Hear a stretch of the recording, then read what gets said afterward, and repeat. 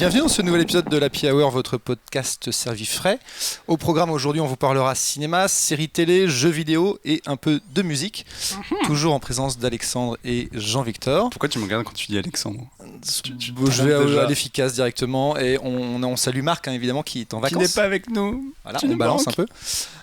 Et on dit bonjour à Cloneweb dont la dernière émission vidéo vient de se terminer. 6 ans d'amour, 6 ans d'aventure. Et on accueille du coup deux vaillants chroniqueurs qui sont Oriane, productrice audiovisuelle, bonjour Oriane, bonjour, et Geoffrey, Oriane. Salut, qui anime bonjour, le podcast sympathique Scopcast depuis le début de l'année. Voilà, c'est ça, on a lancé ça avec deux potes et on parle de pop culture avec des thèmes différents. Ça me rappelle quelque chose. C'est un petit peu incroyable. Oh là là, on a lancé des modes. En plus, on l'a lancé en même temps le même mois, je crois, sans même se parler du fait qu'on faisait des podcasts. Les planètes étaient déjà alignées. Ouais, elles étaient alignées, je pense. Et bah ça tombe très bien. On était voués à se rencontrer, c'est fou. Vous connaissiez avant un peu, non? Oui, on va faire des concerts ensemble. On a fait les 400 coups. C'est une vague conspiration. Et ben Geoffrey, on va te laisser la parole pour ce premier sujet. Tu fais des podcasts, ça tombe bien. On va voir un peu ce que tu donnes. Life is Strange. La pression directe. Donne tout. Alors Life is Strange, c'est un jeu vidéo épisodique narratif. Je sais pas si vous avez déjà ici joué à des jeux narratifs, que ce soit les Walking Dead. Il y a des épisodes qui sont mis en ligne. Ouais, bon là le jeu est sorti il y a un an, donc les 5 épisodes sont dispo. Et ça se rapproche de genre de jeux des studios Telltale, Quantic Dream, comme il y a eu Evil Wayne. Moi je suis pas très fan des jeux Quantic Dreams, où vous avez les jeux comme Walking Dead, etc. Je sais pas si l'un de vous a déjà fait ce genre de jeu. Voilà, donc c'est des jeux narratifs qui consistent en grande partie à fouiller des pièces, exécuter des QTE pour faire avancer l'histoire et faire des choix. QTE, c'est quoi? Des QTE, c'est des Quick Time Events. Donc c'est en gros, au moment où un mec te frappe, tu dois appuyer sur rond pour esquiver et tour triangle pour riposter. T'as la touche qui apparaît à l'écran, il faut que t'appuies pile au bon moment. Donc c'est une action que t'es obligé c'est une scène que t'es obligé de faire, d'interagir avec. Voilà, exactement. Ça, qui lance l'action suivante ou qui... Voilà. C'est une espèce de cinématique interactive en fait. Si tu rates ta touche, tu rates ton action et ça dégénère. Vous aurez compris que je suis pas très jeu vidéo. Ah bon? Bah justement, c'est peut-être un jeu du coup qui pourrait te plaire parce que pour le coup, moi du coup je suis pas fan de ce genre de jeu et un pote m'a dit tu devrais faire Life is Strange, c'est vraiment différent, c'est cool. Donc je me suis lancé dans le jeu. T'es facile à convaincre quand même. Ouais, je suis un peu facile à convaincre. T'as dit c'est cool, t'as fait ok, j'y vais. C'est ce qui est clair. Et en plus le premier chapitre est gratuit en ce moment, donc c'est l'occasion. Et du coup, on suit l'histoire donc de Max, une étudiante dans une prestigieuse école de photographie dans l'Oregon, qui va s'apercevoir dès le début du jeu qu'elle a le pouvoir de remonter le temps de quelques secondes, quelques minutes. Et du coup, grâce à ça, elle va pouvoir déjouer un meurtre au sein de son école, parce qu'elle voit l'action se dérouler, donc elle revient en arrière pour empêcher l'action en actionnant l'alarme de l'école, en gros.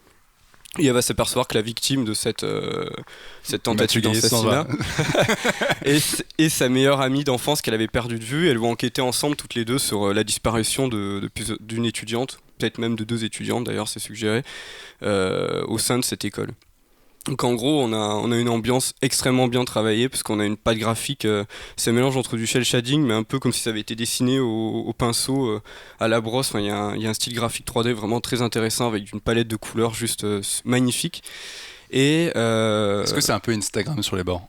Un peu, pardon? Instagram. Ouais, non. Ça a l'air un peu trop... Par contre, on fait beaucoup de photos dans le jeu, justement. Comme c'est une étudiante en photo, elle se sert de ses photos pour regarder des preuves, etc. Donc on a un stock de photos, etc. Et on a un immense travail sur la personnalité des personnages. On s'attache vraiment très facilement au personnage principal. Et en fait, contrairement à tous les jeux, les Walking Dead, etc., où finalement c'est une succession de scènes où les QTE sont juste là pour te faire croire que tu joues, mais au final l'histoire se déroule comme elle est censée se dérouler depuis le début. Il n'y a pas vraiment de choix hyper intéressant dans le jeu à part des petits détails. Là, le fait de pouvoir remonter dans le temps, ça ajoute une notion de gameplay de ouf. Par exemple, des scènes où on a 2 minutes pour fouiller la chambre d'une élève avant qu'elle arrive. On va fouiller, on trouve pas la preuve. Au moment où elle rentre, on peut remonter le temps de 2 minutes et du coup se focaliser sur les endroits où on n'a pas encore cherché plutôt que... Et du coup, c'est parce qu'en fait, ça alterne le temps que autour d'elle, mais pas le sien. Donc elle, ce qu'elle a fait, elle a déjà fait. Et du coup, il y a un effet papillon des énigmes hyper intéressantes et un gros effet papillon. Il y a certaines scènes que mes potes ont fait le jeu, n'ont pas eu du tout le même jeu que moi sur certains chapitres ou le même déroulement des choses. Donc il y a vraiment un effet papillon très intéressant sur les actions qu'on fait qui vont avoir des conséquences plus tard. Ah oui, donc ils ont vraiment poussé le côté différentes branches suivant ouais, tes exactement. choix. Et tu peux avoir plein de fins différentes. La fin, il y a pas beaucoup de fins différentes, elle est assez proche, mais c'est la manière dont se déroule le jeu au final. Ça reste un jeu linéaire, mais avec on a vraiment une sensation d'agir sur l'histoire avec plein de petits éléments et plein de petites énigmes, et ça c'est hyper bien réussi. Je parle même pas de la BO du film qui est constituée, il y a du jeu. du jeu, pardon. Mais je dis du film, c'est limite presque ça. On a du José González, on a du Mogwai, on a du Cimeter, on a que de la musique folk tout le long pour accompagner tout ça. Il y a une ambiance très lourde, très pesée, parce qu'il y a une atmosphère vraiment, il y a des histoires d'enlèvement, etc. Mais au-delà de ça, on a une atmosphère très colorée, avec de la très belle musique, un peu cool, donc il y a des belles contrastes. Et c'est un jeu vraiment intéressant. Le chapitre 1 est dispo gratuitement en ce moment sur toutes les plateformes PS4, Xbox, Mac, PC, etc. Donc je vous conseille de tenter pour les vacances, c'est assez cool. Et quand tu joues, en fait, est-ce que c'est un peu comme les Telltale où tu as ton personnage qui se met dans les décors? Est-ce que tu as des dialogues à choix? Alors en fait, alors déjà oui, on se déplace dans les pièces, on fouille, on regarde, on parle aux gens, etc. à la troisième personne. Mais au niveau des dialogues, le fait de remonter le temps, c'est très intéressant. Parce qu'en fait, par exemple, une connerie, tu peux on peut. Alors, en fait, quand on a fait un choix qui va avoir des conséquences, le jeu le mentionne avec une petite icône de papillon. D'ailleurs, cette action aura des conséquences dans le futur. Du coup, tu peux dire putain, est-ce que j'ai bien fait ce choix-là? Je vais quand même refaire la conversation. Et le fait de refaire les conversations, ça t'amène des branches de réponses que tu n'aurais pas eu si tu n'avais pas parlé à la personne. Mais est-ce que c'est pas un peu triché? C'est un peu comme les jeux auxquels on joue. Enfin, en général, on se dit je me suis gouré. En général, le problème c'est que tu sais jamais si le choix que t'as fait va vraiment être positif ou pas sur la suite. Le chapitre 3, moi j'étais devant ma chaise, j'ai fait ouah, mais c'est pas possible, pourquoi j'ai fait ça alors que je pensais avoir fait les bons choix, et c'est atroce en fait. Et c'est ça que j'ai vraiment adoré, c'est qu'en fait le jeu te montre qu'il n'y a pas vraiment de mauvaises ou bonnes réponses de temps en temps, et il peut avoir juste des conséquences graves juste avec un petit dialogue ou quelque chose. Donc tu pourrais y rejouer encore et encore et changer. Je pense que je vais le refaire, j'ai fini, je pense que je vais le refaire pour essayer de voir les choses que j'ai peut-être manquées ou faire le jeu différemment, l'aborder différemment, etc. Et cette semaine, ils viennent d'annoncer qu'ils allaient l'adapter en série télé, donc toi tu penses que c'est une bonne, un bon choix? Je pense pas, parce que pour moi l'intérêt de l'œuvre pour moi c'est justement de cette notion de jeu narratif qui a enfin un vrai gameplay, justement, parce que le fait de remonter dans le temps, un vrai gameplay, on a une influence sur l'histoire, on est vraiment acteur du truc, et le poser sur un script tout plat avec on vous raconte l'histoire, est-ce que ça va être la même histoire? D'ailleurs je crois que ça va être la même histoire, te raconter comment elle aurait dû être. Ça n'a pas un grand intérêt. Après, si c'est bien fait, que c'est bien réalisé, on pourra voir ce que ça donne. Mais je sais pas, on verra ce que ça donne. De toute façon, ça a juste été annoncé, ça sort l'année prochaine. Ça va être en format numérique uniquement. Je pense pas que je sais pas du tout comment ça va être diffusé sur Netflix ou notre plateforme. Ouais, sachant que l'aspect interactif, en fait, c'est aussi l'un des trucs les plus intéressants. Oui, c'est le truc intéressant. De perdre ça, forcément. Et c'est le premier jeu narratif où j'ai pas l'impression qu'un QTE me coupe dans l'action, où je me dis, j'étais en train de voir une scène cool et tu me coupes à devoir appuyer sur carré, alors que je m'en fous, parce qu'au final, et là il y a vraiment pas ça, on est vraiment pris dans l'histoire de A à Z. Et t'as d'autres chapitres qui vont sortir, le jeu continue aussi? Non, il est fini, le chapitre 5 est sorti il y a quelques mois et il est totalement fini, et c'est un studio français, donc en plus c'est français, fallait commencer par ça. C'est français, ils avaient fait le jeu Remember Me il y a 2 ans qui était sorti, qui était assez sympa, mais c'était un jeu de plateforme action qui était sympa sans plus.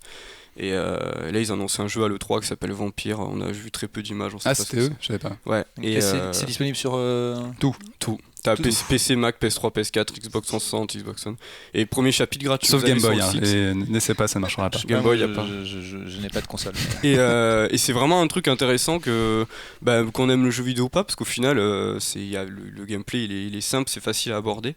Et c'est vraiment accessible parce que c'est sur toutes les plateformes, et le chapitre 1 est gratuit en ce moment. Vous tapez sur le site lifeistrange.com, il vous propose directement de télécharger le premier chapitre sur la plateforme que vous voulez gratuitement, et on va dire qu'il y en a pour une vingtaine d'heures, je pense entre 15 et 25 heures si tu prends vraiment ton temps, ou si tu vas un peu vite. Pour un épisode ou les 5? Pour tout le jeu. Les 5, ouais. Du coup le premier épisode est gratuit, mais si on veut le 5 c'est 20 balles. Si on veut sur Steam, je crois que c'est 20€, là, ça change tout le temps avec les soldes Steam, des fois ça descend à 10, des fois ça, mais c'est 20 maximum. Pour 20€, vous avez tous les chapitres. Les chapitres du 20 au 5. Puis effectivement, ce qui est intéressant, c'est que c'est un style de jeu qui est vraiment à la croisée des chemins, et donc les gens qui aiment les séries, etc., et qui n'ont pas forcément l'habitude de jouer aux jeux vidéo, ils peuvent rentrer par ça, parce que c'est vraiment entre les deux, quoi. Et j'insiste sur l'ambiance, où il y a vraiment une vraie recherche cinématographique et extrêmement intéressante, donc c'est vraiment comme si on regardait c'est une vraie œuvre de A à Z, quoi. Donc c'est d'accord, quand t'as pas avec ton téléphone. Je suis désolé, je l'avais mis en mode avion, tu es mais je sais pas pourquoi il sonne. Très bien, on mettra le lien dans les liens. Ça faudrait les noter, parce que la dernière fois on a dit qu'on mettrait plein de liens et il n'y en avait pas la moitié. Oui, alors donc quelqu'un prend un papier, n'hésitez pas à nous le signaler. Le chapitre 1 est gratuit en ce moment, mais j'ai l'impression que c'est définitif. Oui, je crois que c'est définitif. Ouais, ça fait très longtemps qu'il est gratuit. Ça fait une grosse démo comme ça. Moi, dans le train, sur le chemin des vacances ou quoi, sur son petit laptop, c'est vraiment super cool. cool et agréable à jouer. Donc, et le conseil des vacances. Voilà, le conseil de jeu vacances. L'un des conseils des vacances. Super. Merci beaucoup pour cette nouveauté. C'était sympa. À la prochaine. tu vas rester un peu avec nous parce qu'on a d'autres sujets dans lesquels on va parler. Je pense que vous parlerez plus que nous. Jean-Victor voulait nous parler de Mirror's Edge. Oui, je suis un peu embêté parce qu'à la base, je me disais, ouais, ça va être chouette, je vais être tout enthousiaste. Et en fait, entre-temps, j'y ai joué. Et entre-temps, mon enthousiasme est tombé un petit peu en désuétude. On va passer au sujet suivant. Voilà. Alors, je vais quand même restituer un petit peu ce que c'est Mirror's Edge. Le premier jeu, parce que c'est une suite, le nouveau, qui s'appelle Catalyst. Donc Mirror's Edge à la base, c'est un jeu qui est sorti il y a 6 ans sur console à l'époque, donc PS3, Xbox 360 et PC. Et en fait, c'était un jeu un peu novateur parce que c'était donc un jeu à la première personne, mais de parcours. On jouait déjà un personnage féminin qui s'appelle Faith, et dans un espèce de Néo-Tokyo futuriste où on était, voilà, donc c'est avec un tyran, etc. On est un petit peu la résistance, et donc dans cet univers un peu épuré avec une architecture un peu trop clinique, on passait notre temps à courir sur les toits et on faisait littéralement, c'était un jeu de Yamakasi en fait. Faut pas avoir le vertige quoi. Non, pas du tout. Le but c'était vraiment de sauter de toit en toit, de s'échapper. Grave la gerbe. Oui. Quand t'aimes pas ce genre de jeu, faut pas y jouer. Mais c'était hyper intéressant parce que c'était une approche totalement un peu novatrice pour ce genre de jeu qui d'habitude consiste à flinguer tout ce qui bouge, et là justement on n'avait pas d'armes et le but c'était de courir et de s'échapper. Et ce qui était vraiment bien fait, c'est qu'on avait vraiment le body awareness, donc on avait vraiment la conscience du corps du personnage, où il fallait vraiment gérer les pieds, les mains, etc. Et sur la gestion des mouvements, ils avaient vraiment réussi à créer un jeu qui donnait conscience du personnage entier et du poids du personnage dans les airs, sur terre, etc. Et vraiment optimiser ses trajectoires, ses sauts, ses glissades pour être le plus efficace, le plus véloce possible. Et en fait, c'est un jeu qui a une espèce d'aura culte, mais qui n'a pas du tout marché à l'époque financièrement. Ça a fait un flop. Et on a attendu pendant des années une suite, en se disant que ça n'arriverait jamais parce que le premier n'avait pas marché, sauf que l'aura culte a fait son chemin. Et finalement arrive enfin en 2016, donc 7 ans après, Mirror's Edge Catalyst, qui est donc la suite directe, avec même personnage, même univers, tout ça. Et le problème, c'est que le jeu rentre dans les standards de gameplay actuels, où il faut forcément jouer dans un monde ouvert. Et cette idée de monde ouvert, en fait, casse complètement la dynamique du jeu, parce qu'on en a du coup une immense carte où on peut aller de droite à gauche, etc. Sauf qu'en fait, le design général du jeu fausse complètement ça, parce qu'en gros, pour aller d'un point A à point B, en fait, il n'y a pas 36 chemins possibles, il y en a un seul. Et comme on est forcément sur des toits d'immeubles, etc., dans une espèce de ville avec que des buildings, on peut pas forcément improviser, parce que sinon on tombe dans le vide comme une grosse merde. Et donc du coup, ce qui est très bizarre, c'est que le jeu est en monde ouvert, mais super dirigiste. Ouais. Il y a une aide avec un espèce d'indicateur tu peux pas aller où tu veux, en fait, quoi. Bah tu peux, mais le problème c'est que si tu cherches à improviser, en fait très vite tu vas te planter. C'est-à-dire que le jeu est, en fait, c'est linéaire dans le sens où pour passer d'un immeuble à l'autre, il n'y a pas 36 chemins, il y en a un seul. Et si tu essaies de passer autre part, tu vas te planter. Donc en fait tu es obligé de suivre l'aide, sinon tu vas faire 3 fois le tour de maison et tu vas pas y arriver, c'est pas drôle. Et en fait ils n'ont pas réussi à faire cette transition en monde ouvert en se disant, parce que c'est quand même un jeu qui se construit sur l'adrénaline, le but d'aller le plus vite possible, d'être vraiment hyper efficace, hyper rapide. D'ailleurs il y a plein de gens qui s'amusaient à faire les meilleurs temps à l'époque sur les niveaux, etc. Et là en fait le monde ouvert casse un peu ça, parce que du coup tu peux te balader, regarder ce qui se passe et il se passe pas grand chose, mais en plus forcément le jeu étant ultra dirigiste, cet aspect ouvert en fait est finalement très fermé, on a vraiment des œillères et on n'a pas 36 solutions. Et ce qui est d'autant plus drôle, c'est qu'il y a un autre jeu qui est sorti il y a 1 an et demi qui s'appelait Dying Light, qui était un jeu de zombies dans lequel on était aussi en monde ouvert, mais c'était dans des espèces de bidonvilles, etc. Et pour le coup le monde ouvert était comme déjà on était proche du sol, mais on pouvait beaucoup plus faire n'importe quoi. Et vraiment, il fallait réfléchir par soi-même pour trouver la meilleure trajectoire, etc. Et c'était une composante du jeu, mais ça s'intégrait super bien là où c'est ici le principe même du jeu, et où finalement, ils ont un peu cassé la dynamique du truc, et en fait, on a l'impression que le jeu est moins évolué que le premier. Donc une déception, quoi. Une déception, ouais, parce que du coup, il n'y a pas les sensations qu'on avait forcément avec le premier. Bon, il y a aussi la surprise en moins, parce que maintenant on connaît un peu. Surtout qu'il était très attendu aussi, quoi. Ouais, c'était un jeu qui avait des attentes énormes. Ouais, il a eu du retard ou. Il a eu un peu de retard, mais en plus, ce qui est très drôle, c'est que c'est développé par DICE, qui est un des plus gros studios de jeux vidéo à l'heure actuelle, ceux qui font les Battlefield, ceux qui ont fait le dernier jeu Star Wars, qui ont des moteurs graphiques de fou furieux. Et là, le jeu est assez moche, il y a plein de bugs partout. C'est pas. J'ai l'impression qu'il a été développé. Ils ont commencé à le développer il y a 4 ans et ils l'ont sorti maintenant. En fait, on a l'impression qu'ils l'ont sorti parce qu'il fallait le sortir, mais qu'ils se sont peut-être même rendus compte qu'ils n'avaient pas forcément appliqué les bonnes mécaniques de jeu dessus. Et donc voilà. Donc à la base je voulais en parler en mode ça va être trop bien cette Mirror's Edge 2 et en fait c'est un peu une déception. Donc j'ai eu le même effet que toi. C'est pas désagréable mais je veux dire, mettez pas 60 balles dedans, ça les vaut pas du tout. Et si jamais vous le chopez, si vous aimez le premier, essayez de le choper en solde éventuellement, mais ça vaut pas plus quoi. D'accord. Très bien. Bah écoute, on note ça. On n'y jouera pas. Ah bah ou pas cher. Parce que tout le monde joue en ce moment à un autre jeu. Oui, bah c'est aussi le problème. Et je vais laisser Alexandre les en parler. gens ils sortent. Là, il faudrait sortir le générique. Pokémon Go. Donc c'est. Je pensais que t'allais chanter le refrain. Je suis très déçu. Non, je le connais par cœur, mais je le chante. Bah vas-y, fais-nous Non, plaisir. je ne le chanterai pas. Allez. Bon, si on le fait à deux, non, c'est bon. En fait, Pokémon Go, c'est un peu l'événement jeu vidéo, même si c'est pas un jeu de gamer finalement, c'est l'événement jeu vidéo depuis un mois. Tout le monde en parle dans le monde entier. Je crois que sur Twitter, c'est en trending topic constant depuis quasiment 15 jours ou 3 semaines. Je ne comprends pas ce monde. Mais c'est le jeu qui a battu tous les records. Ça fait plus de téléchargements que Tinder. Il y a plus d'utilisateurs que Twitter. Tu fais plein de c'est rencontres. le jeu le plus téléchargé au monde.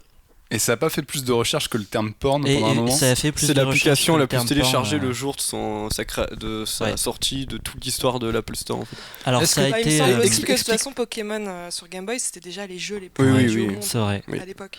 En fait, Pokémon Go, ça a été annoncé en septembre 2015 par Niantic, qui sont des anciens de chez Google, qui ont développé un jeu qui s'appelle Ingress, auquel j'ai jamais joué. Donc je sais pas vraiment s'il y en a un de vous deux qui a joué. J'avais testé vite fait, ça consiste à aller à des points d'un pari, récupérer le point pour donner des points à sa team, etc. Et ça a l'air super. Ouais, mais c'était pour le coup beaucoup plus complexe que Pokémon Go en termes de gameplay. La CRA était un peu différente, mais on retrouvait la même carte. C'était vraiment basé sur ils ont repris la même base de données. C'est basé sur Ingress. C'était vraiment pour sur le Pokémon principe un peu des chasses au trésor. Et du coup, le principe de Pokémon Go, c'est que tu l'as sur ton téléphone. C'est un jeu qui est uniquement sur smartphone, sauf Windows Phone, c'est une appli.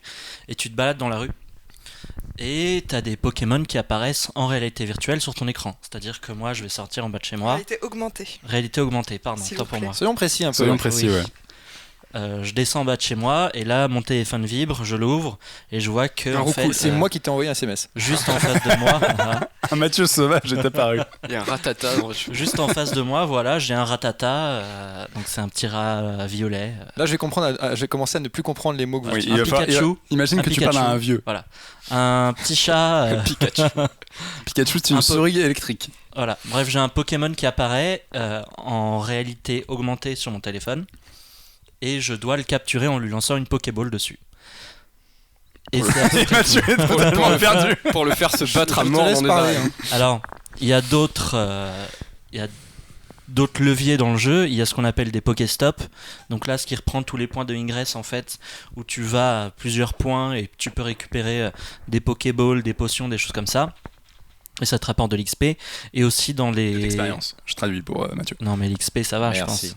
Ah, XP, non, non je te dis, adresse-toi à un noob. Ok, ma grand-mère quoi. On l'embrasse. Et en plus de ça, il y a des arènes. Donc des arènes, c'est quoi ? C'est dans des lieux plus ou moins historiques. Par exemple, là, il y en a un, Place de la République, où tu peux te battre contre des gens, même s'ils sont pas forcément là. Tu te bats contre des gens et tu deviens maître de l'arène Pokémon. Donc c'est violent comme jeu. Pour 2 secondes. Pour à peu près, ouais. À République, ça dure à peu près 2 minutes avant que quelqu'un vienne te battre, mais voilà. D'accord, et donc beaucoup de gens y jouent. Autour de cette table, vous êtes 3 à y jouer. Ouais. Tous les jours. Là, on Pourquoi voit. J'ai marché 100 km en un mois. Je joue comme un taré tout le temps. Mais ouais, en fait, c'est ça la question qu'on a envie de vous poser, je pense, avec Mathieu, c'est qu'est-ce qui vous attire autant là-dedans ? En fait, Oriane, je pense... Ouais. Vas-y. Moi, je suis pas une grosse joueuse par ailleurs. Après, c'est ça qui est drôle, c'est que les gens qui jouent sont pas. Quelques jeux mobiles. Et là, moi, je me déplace qu'à pied dans Paris. Et donc, du coup, ça me permet de jouer en marchant, pour le coup, en allant du boulot au taf, du taf au boulot. Je vais pas trop dans les arènes parce que les rares fois où je me suis essayé, mes Pokémon sont pas assez puissants, donc je me suis fait massacrer sans rien comprendre. Mais sauf hier, j'ai gagné mon premier combat. Bravo. Et ça a duré pareil, je crois, 2 minutes.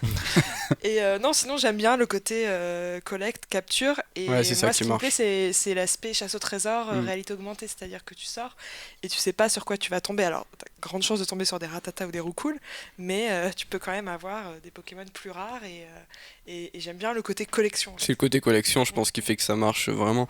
Moi, au boulot, on est une boîte, on est 40 employés. Je crois qu'il y a plus de 30 personnes, toutes les nanas jouent à ce jeu, c'est un truc de fou.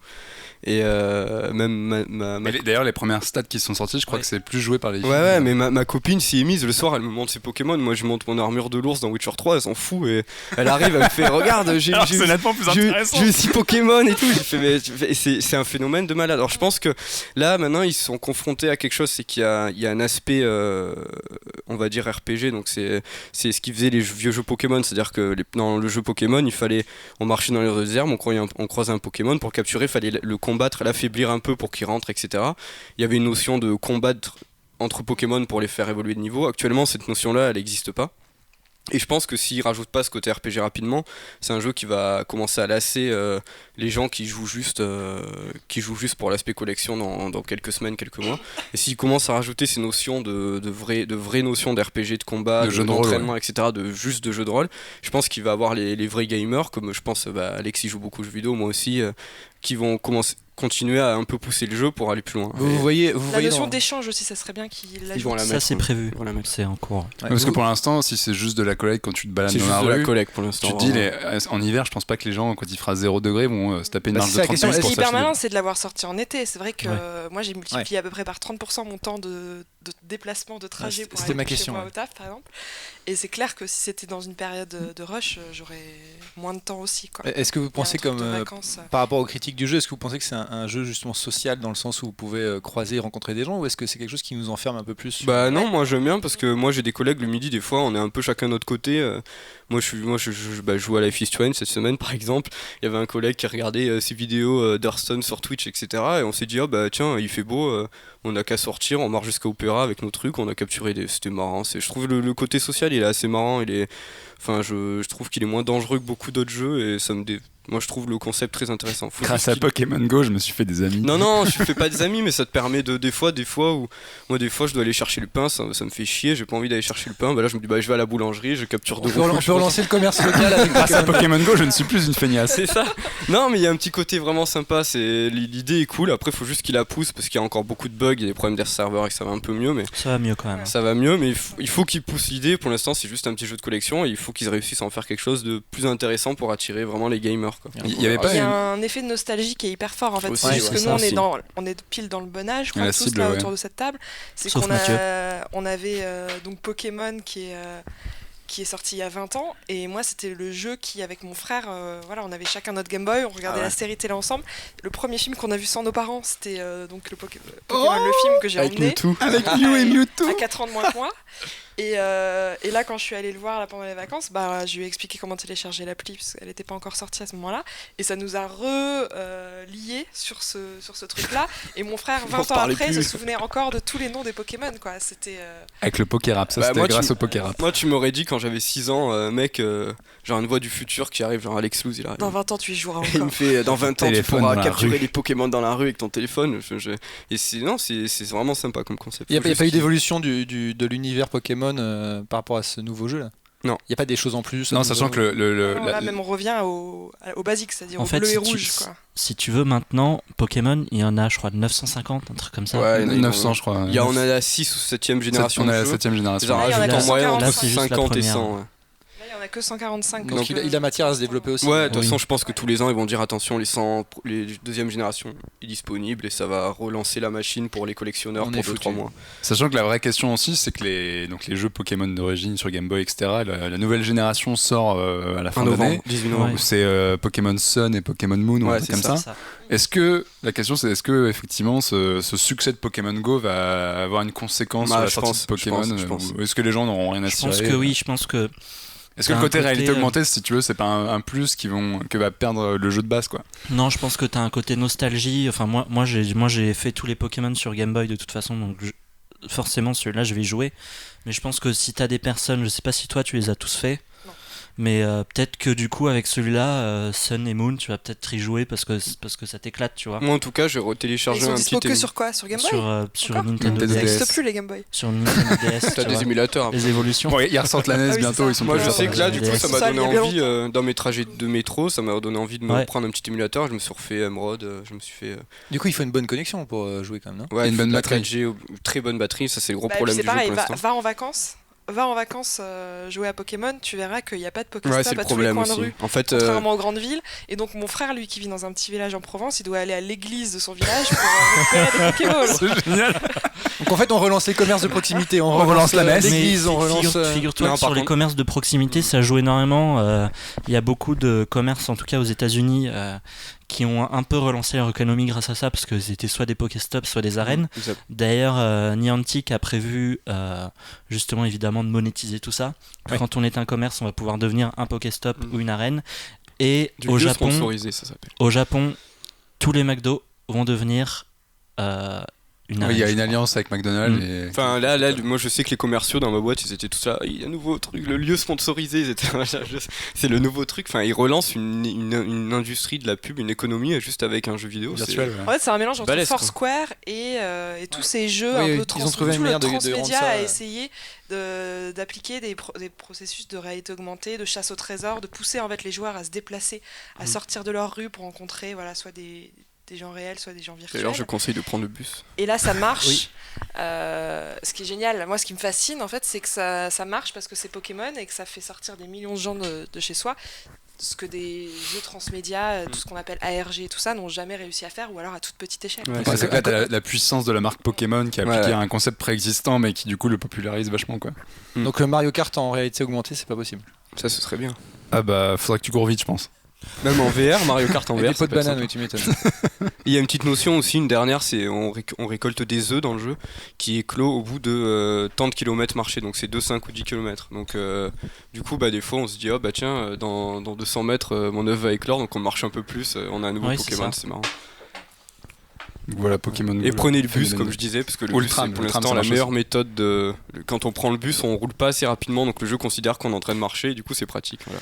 D'accord, ok, très bien. Le succès de l'été, je vous sens vachement concentré en fait sur le jeu. Mais enfin moi je prends vraiment le jeu en fait hyper au sérieux, et si tu veux, non mais ma vie a changé avec Pokémon Go. Démissionné. Alors ma vie a pas changé, mais je marche beaucoup plus. Ça se voit, je trouve. Tu vois. Depuis que tu joues à Pokémon Go, tu es encore plus beau. Ah oui, merci. T'as capturé combien de Pokémon? Alors en différents, j'en ai 95. Ah ouais, tu vas bientôt arriver aux 145. Ouais. Il y a un Américain qui a déjà réussi à les avoir. Alors je suis à peu près sûr que c'est un fake. Hein. C'est quoi les histoires de niveau là? En fait, t'as certains Pokémon qui sont disponibles que en Europe. Non mais t'as pas vu qu'il y a des limites. Il a dit qu'il a capturé tous ceux qui étaient disponibles aux États-Unis en fait. Il y en a qui utilisent des applications comme Fake GPS qui te géolocalisent ailleurs où tu veux dans le monde. Mais apparemment il y a déjà eu des petites pluies de ban, donc ça va avancer le commerce, te dégage quoi. Ça a aucun intérêt de faire ça, c'est juste à détruire. En plus, moi j'ai découvert avant-hier la carte Pokévision. Ah ouais, ça marche bien. Ça c'est fascinant parce que celle-là, en fait, les Pokémon ne se déplacent pas. En fait, ils sont posés de manière aléatoire sur une carte, enfin plus ou moins aléatoire, et ils restent au même endroit pendant 10-15 minutes. Et donc avec cette carte qui est branchée directement en fait au serveur de Niantic, c'est pas une carte du tout contributive, là c'est vraiment donc assez exact.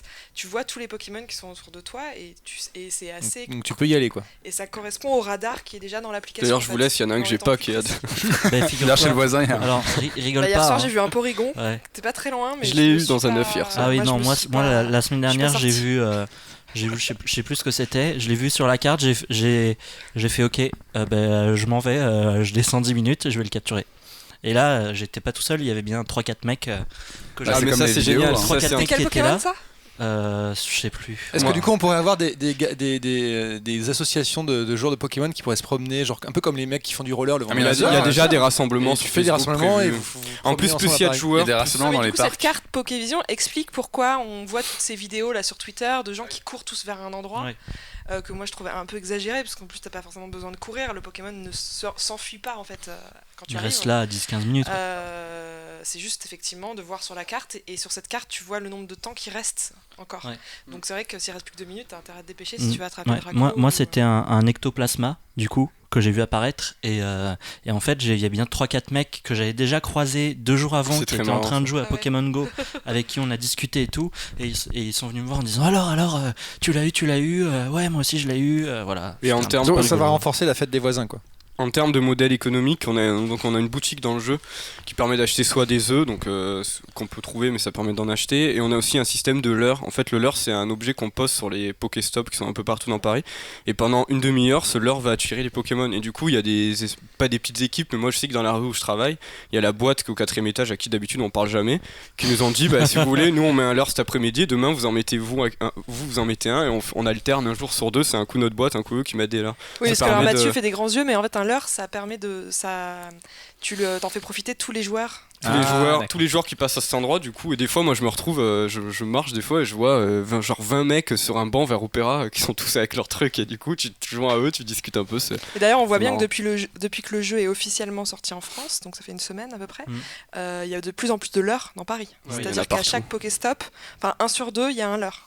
Donc dans les grandes villes, c'est un vrai, y a un vrai échiquier de Pokémon, de leurres. Ça pose aussi un problème pour les petites villes qui ont finalement pas grand chose quoi. Quand ils sont dans la ou même province, les villages ou la campagne, c'est-à-dire que mon frère il voit arriver des Pokémon, il a plus de Pokéball. Donc c'est un problème que j'ai pas ici où à tous les coins de rue tu peux récupérer 3 ou 4 Pokéballs toutes les 5 minutes. C'est vrai. Ouais, donc c'est un jeu plutôt citadin quoi. Voilà, il y a quand même de la discrimination dans l'histoire. La centralisation a encore frappé. D'accord. Le capitalisme, tout ça. On verra avec ceux qui partent en vacances s'ils arrivent à jouer à Pokémon. Non, moi j'ai regardé la réponse, ils Carapuce. Tu vois les photos sur Facebook, j'ai pas de Pokémon. Très bien, c'est un peu plus clair pour moi, du coup je ne jouerai pas. Voilà, c'est ça la question, c'est est-ce que tu vas craquer? Moi j'ai choisi mon lieu de vacances par rapport à Pokévision. Ça s'appelle le Japon. Non, je rigole quand même, faut pas. Peut-être que je testerai la première version sans les Pokémon. La réalité augmentée, c'est toujours intéressant. Oh là là, le snob. Pokémon sans les Pokémon, ça veut pas dire grand chose, je crois. Ingress quoi. Je refuse de rentrer dans ce monde. On va changer de sujet. C'est bon. Parce que j'ai pas de transition. Il se sent mal. On va passer sur des choses que tu connais. Je crois qu'on a passé mon seuil de tolérance concernant les jeux vidéo ou les Pokémon. On va parler de série télé, de The Night Of. Ah. Corianne va nous présenter, et qui est donc la nouvelle série un peu phare d'HBO qui est en diffusion cet été. Quelqu'un l'a vu ? Moi j'ai vu le premier épisode. Non. C'est tout ? Donc effectivement, comme tu l'as dit Mathieu, The Night Of c'est HBO, c'est une mini-série de 8 épisodes sortie depuis le 10 ou le 11 juillet. Donc on en est au troisième épisode, le prochain sortira dimanche. Et c'est donc adapté d'un format anglais qui s'appelle Criminal Justice, où il y a eu 2 saisons qui sont passées sur Canal+ et France 4 chez nous en 2009, France, 2010, et qui était un format créé par Peter Moffat sur l'analyse et l'observation du système judiciaire anglais. Donc là, c'est la même chose, mais rapporté au système judiciaire et pénitentiaire américain, puisque finalement, on suit donc l'histoire d'un jeune garçon d'origine pakistanaise qui vit à Jackson Heights dans le Queens.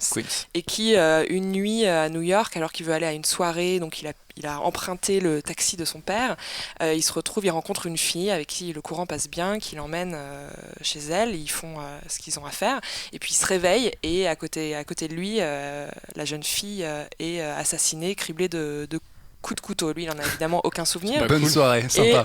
Et le problème, c'est qu'évidemment, donc tout l'accuse.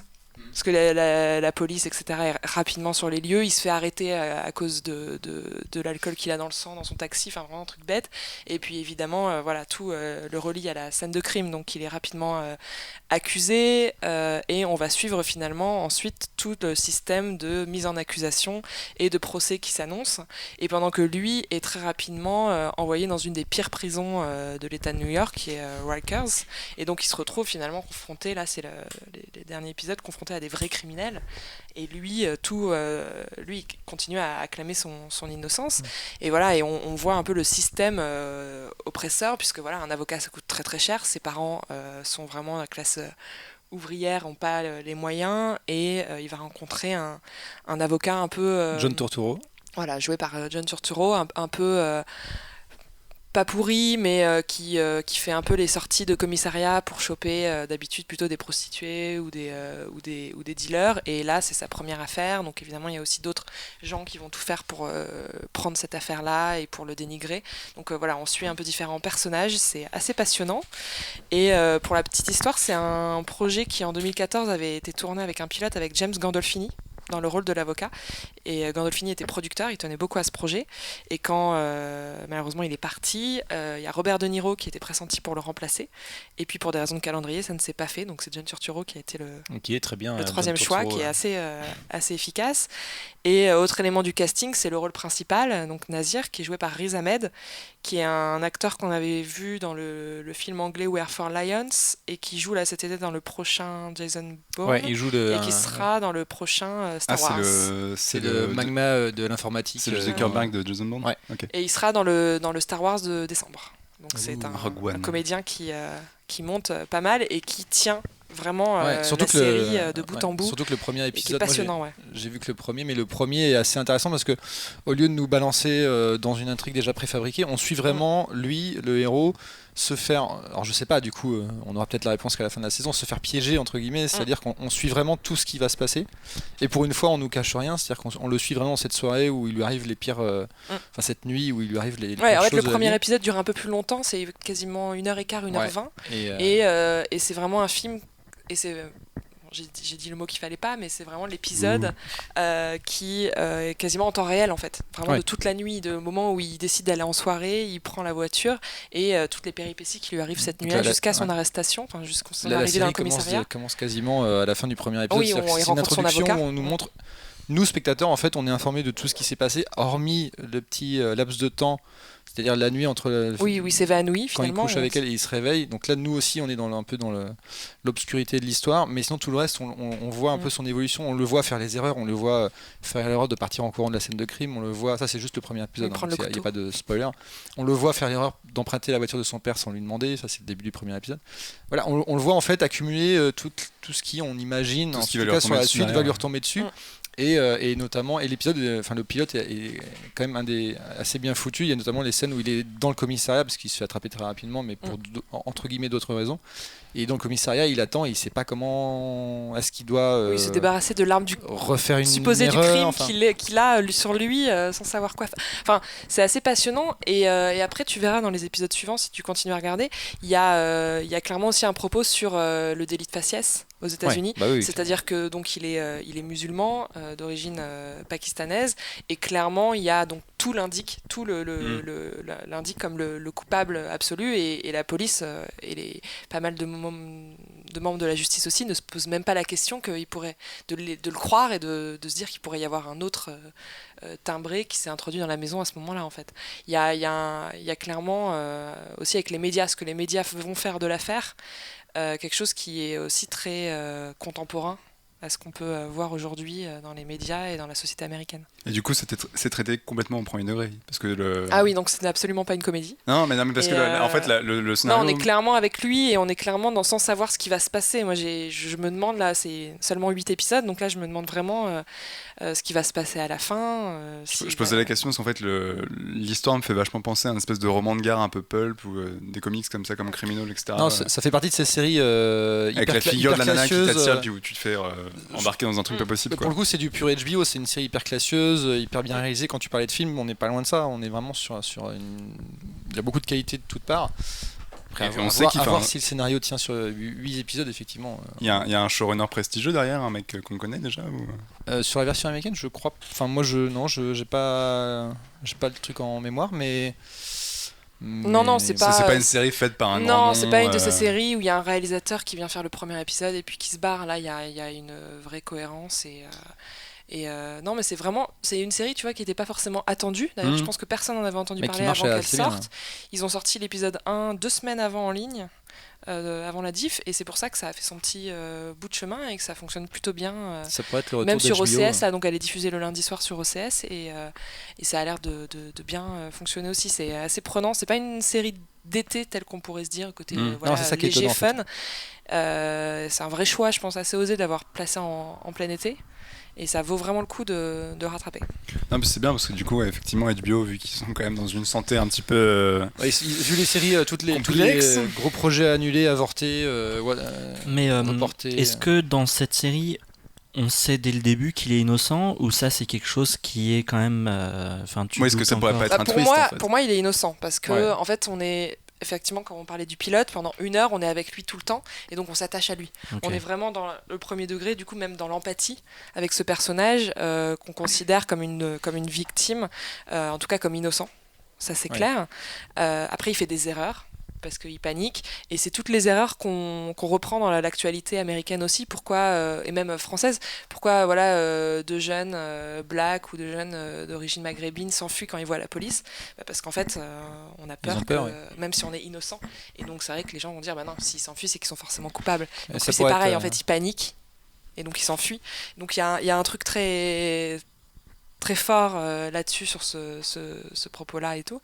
Et après, oui, on n'est pas à l'abri d'un twist, mais après, je pense que la série n'est pas une série de twist, dans le sens où c'est quand même une série plus chronique sur la descente aux enfers. Et la partie prison, moi j'ai vu Orange is the New Black il n'y a pas très longtemps, et en fait, c'est une prison hyper cool par rapport à là où ils débarquent. Ça a l'air super. C'est une prison de sécurité minimum, donc en plus, elles sont pas parquées, il n'y a pas de grille, il y a beaucoup moins de gardiens. Là, c'est un truc qui fait plutôt penser à Oz.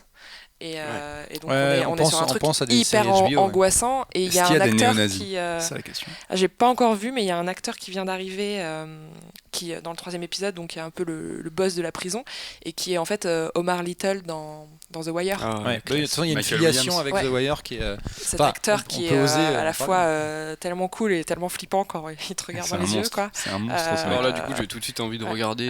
Regarde, parce que il apparaît qu'au 3e, mais tu sens qu'il va se passer aussi un truc dans la prison. Il va y avoir comment ce petit gamin, il arrive dans la prison, et il y a un truc très américain, c'est que son arrestation est tout de suite médiatisée avec une télé, conférence de presse. Sa photo est publiée. Donc du coup, les mecs de la prison voient que c'est lui, et donc il est accusé d'avoir violé et tué la fille, et donc les agresseurs sexuels en prison sont quand même pas très très bien vus, et donc le mec est tout de suite en danger, il est affilié à aucun groupe, et il y a clairement quelque chose donc il faut assez dangereux pour lui aussi. Il y a du suspense jusqu'à la fin, quoi. Il y a combien d'épisodes là, pardon? Il y aura 8 épisodes en tout, et là il y en a 3 qui sont sortis. Il n'y a pas de saison 2 prévue encore, ils savent pas. Non, alors en fait, avec HBO du coup en Angleterre c'était une série sous forme d'anthologie, c'est-à-dire qu'il y avait une affaire judiciaire traitée par saison. Il y a eu 2 saisons. Donc si ça fonctionne, HBO fera peut-être une 2e saison, mais a priori avec d'autres. Avec Colin Farrell et une moustache peut-être. Ça pourrait être leur réponse à American Crime ou à American History. Ouais, alors là c'est pas, a priori, d'après ce que j'ai compris, c'est pas du tout adapté d'une affaire connue ou existante. C'est effectivement adapté, quoi. D'accord. Inspiré, je pense. Donc ça, c'est la bonne surprise d'HBO pour cet été qu'il faudra rattraper. Ça fait une bonne surprise. Pas à la plage. Une bonne surprise, on va passer. Et il y en a une deuxième. Plus controversée. Stranger Things. C'est la deuxième bière. Stranger Things sur Netflix, qui a fait c'est un peu comme Pokémon, ça a été le buzz du mois de juillet. Pour partie parce que c'est Netflix et qu'à chaque fois que Netflix sort une série, ça fait parler un peu, et d'autre part, et surtout parce que c'est une série qui rend hommage, on va dire, aux années 80. Je sais pas si tout le monde ici l'a vu à peu près. Tout vu. Pour le coup, c'est une série parfaite d'été, quoi. J'ai vu que le pilote encore. C'est plutôt fun, c'est une bande de gamins, pareil, il y a un côté nostalgique assez évident. La question, c'est est-ce que c'est un hommage ou est-ce que c'est un repompage? Est-ce que quelqu'un va commencer à en parler? Pour moi j'aime bien la série, je trouve que je crie pas au génie comme j'ai pu voir énormément sur les réseaux sociaux. Meilleure série de l'année, absolument incroyable. C'est très efficace quand même. C'est très efficace, mais c'est pas non plus extraordinaire. C'est un hommage, mais c'est un hommage gros sabot. C'est un hommage qui manque cruellement de subtilité, notamment dans les 3 premiers épisodes où il te dégueule à peu près tous les Spielberg qu'il a vus, tous les films des années 80. Il te les montre en pleine poire, mais genre pas subtilement, tu vois. C'est genre, il te reprend la même scène que dans la même scène de la cabane dans E.T., des choses comme ça. Enfin, est-ce que le fait de pouvoir combiner autant d'influences, parce qu'en plus, moi, ce que je trouve intelligent, c'est de pas rester sur du au départ, on pense que c'est E.T. rencontre les Goonies. Oui, et en fait, après ça développe sur vachement d'autres trucs. Et ça sert l'histoire qui est quand même une histoire avec des rebondissements et ça fonctionne assez dans son rythme. En tout cas, ça se laisse regarder assez facilement. Est-ce que le fait d'avoir combiné autant d'influences et de, on va dire, réutiliser, sans dire repomper, mais réutiliser tout ça pour en faire une autre série, c'est pas intelligent. Moi, je trouve que c'est ce qui fait le sel de la série, parce que pour moi, on tombe pas dans le piège d'un Super 8 qui était 1h30 d'un mec qui dit j'adore Spielberg et je te refais les films de Spielberg. Parce que là, et t'avais juste envie de lui dire oui, mais je préfère voir un film de Spielberg, ça va plus vite en fait. Parce que là, effectivement, en fait, tout le monde dit oui, c'est ultra référencé, sauf que le champ de référence, c'est pas juste un style, c'est enfin, je veux dire, entre Stephen King, Steven Spielberg et Carpenter, il y a un monde, quoi. Enfin, bon, surtout entre Spielberg et les deux autres, mais ça devient assez dark à un moment. Mais en fait, c'est autant un truc sur des gamins que sur une adolescente qui est en pleine montée d'hormones, etc., que sur un vrai truc de monstre. Enfin, je trouve que finalement, ça touche à un spectre qui est assez large, et notamment dans la musique. Enfin, c'est un côté un peu new retro wave, on peut dire à la Tron ou à la Cliff Martinez, mais ça, encore une fois, ça n'a rien à voir avec du Spielberg. Et je trouve qu'en fait, la série, la référence va être un peu grosse, mais c'est un peu comme Matrix qui va piocher dans 36 trucs et qui arrive à en sortir un truc un peu singulier. C'est bien que tu le reconnaisses. Mais non, mais c'est assumé. Et là encore, c'est assumé. Et je trouve qu'en fait, comme il pioche dans vraiment plein de choses différentes, au final, la série, elle arrive un peu à trouver sa singularité. C'est pas juste, j'adore Spielberg et je te refais du Spielberg. Ça va un peu plus loin que ça, quoi. Non, mais j'imagine que vous avez tous vu la vidéo qui compare plan par plan là, avec les films des années 80. Donc, et c'est vrai que ça serait un peu exagéré de dire que c'est la seule série qui s'inspire de ce qui a été fait dans le passé. Oui, c'est pas oui, et puis qu'il l'assume, parce que même c'est toute la mode des reboots, remakes et compagnie, on peut pas dire que c'est les seuls à jouer sur la nostalgie des années 80. Ouais, mais est-ce que finalement là, de la nostalgie est plus plaisante à voir ici Après, moi je pense qu'on peut parler aussi de la série en tant que série en oubliant le côté aussi hommage et référence, parce que c'est une série avec des personnages, l'histoire, ce qui se passe. Les personnages des enfants et des ados, je trouve qu'ils sont hyper bien. Moi, ça m'a fait beaucoup penser à Freaks and Geeks, qui est une référence plutôt années 90 et dont on parle peu, mais c'est vraiment la même bande de geeks ados. Et puis la génération au-dessus de la grande sœur qui, au départ, est un peu loin et puis qui se rapproche petit à petit de son frère et de son histoire. Donc il y a un truc assez chouette là-dessus. Et après, c'est une série qui se regarde hyper facilement. Donc c'est parfait pour Netflix parce qu'on peut enchaîner les 8 épisodes vraiment très rapidement. En tout cas, moi j'ai vu toute la saison en quelques jours. Par contre, moi j'ai été hyper déçue par le dénouement. Je ne dirais pas plus de détails pour pas spoiler. Est-ce que ça mais sent clairement, pas moi j'ai trouvé ça hyper facile. À la fin, je pensais pas que le 8e était le dernier, parce que ça se finit hyper vite.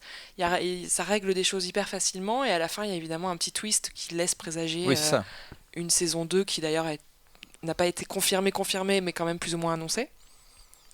Ouais, mais la série pourrait s'arrêter là, ça suffirait quand même. Oui, sauf le petit twist à la fin qui est un peu justement les films de série B. En fait, vous croyez. Mais il est assez léger, je trouve. En fait, non. Effectivement, sans révéler, c'est un peu. Ça pourrait continuer, mais ça pourrait s'arrêter là, ça fonctionne aussi. Est-ce que ça sent pas le côté, on sait pas trop si on va être confirmé en saison 2, donc du coup on laisse des indices. Mais en fait, en termes de scénarisation pure, moi j'ai trouvé ça. Du coup, sur la fin, moi j'ai beaucoup aimé jusqu'au 4e ou 5e épisode. Et après, on est dans l'action pure, dans l'espèce quand même de dénouement, enfin des péripéties, ça avance bien. Dénouement, et j'ai trouvé ça un peu facile. Moi, c'est complètement l'inverse. Je trouve que vraiment la série décolle à partir du 4e épisode. C'est marrant. Je trouve que la série décolle vraiment à partir du moment où justement elle se détache de toutes ses références, où elle en met un paquet dans les 4 premiers. Et puis dans les 4 derniers, je trouve quand même. Il y a des passages sur fond noir, c'est peut-être la référence la plus grillée de la série, et ça passe l'épisode 5. Je trouve ça un peu plus subtil. Et qui est pour le coup une référence qui n'est pas du tout années 80. Qui est très inspiré de ce qu'on fait Jonathan Glazer sur Under the Skin, et qui moi est peut-être celle qui m'a le plus gênée.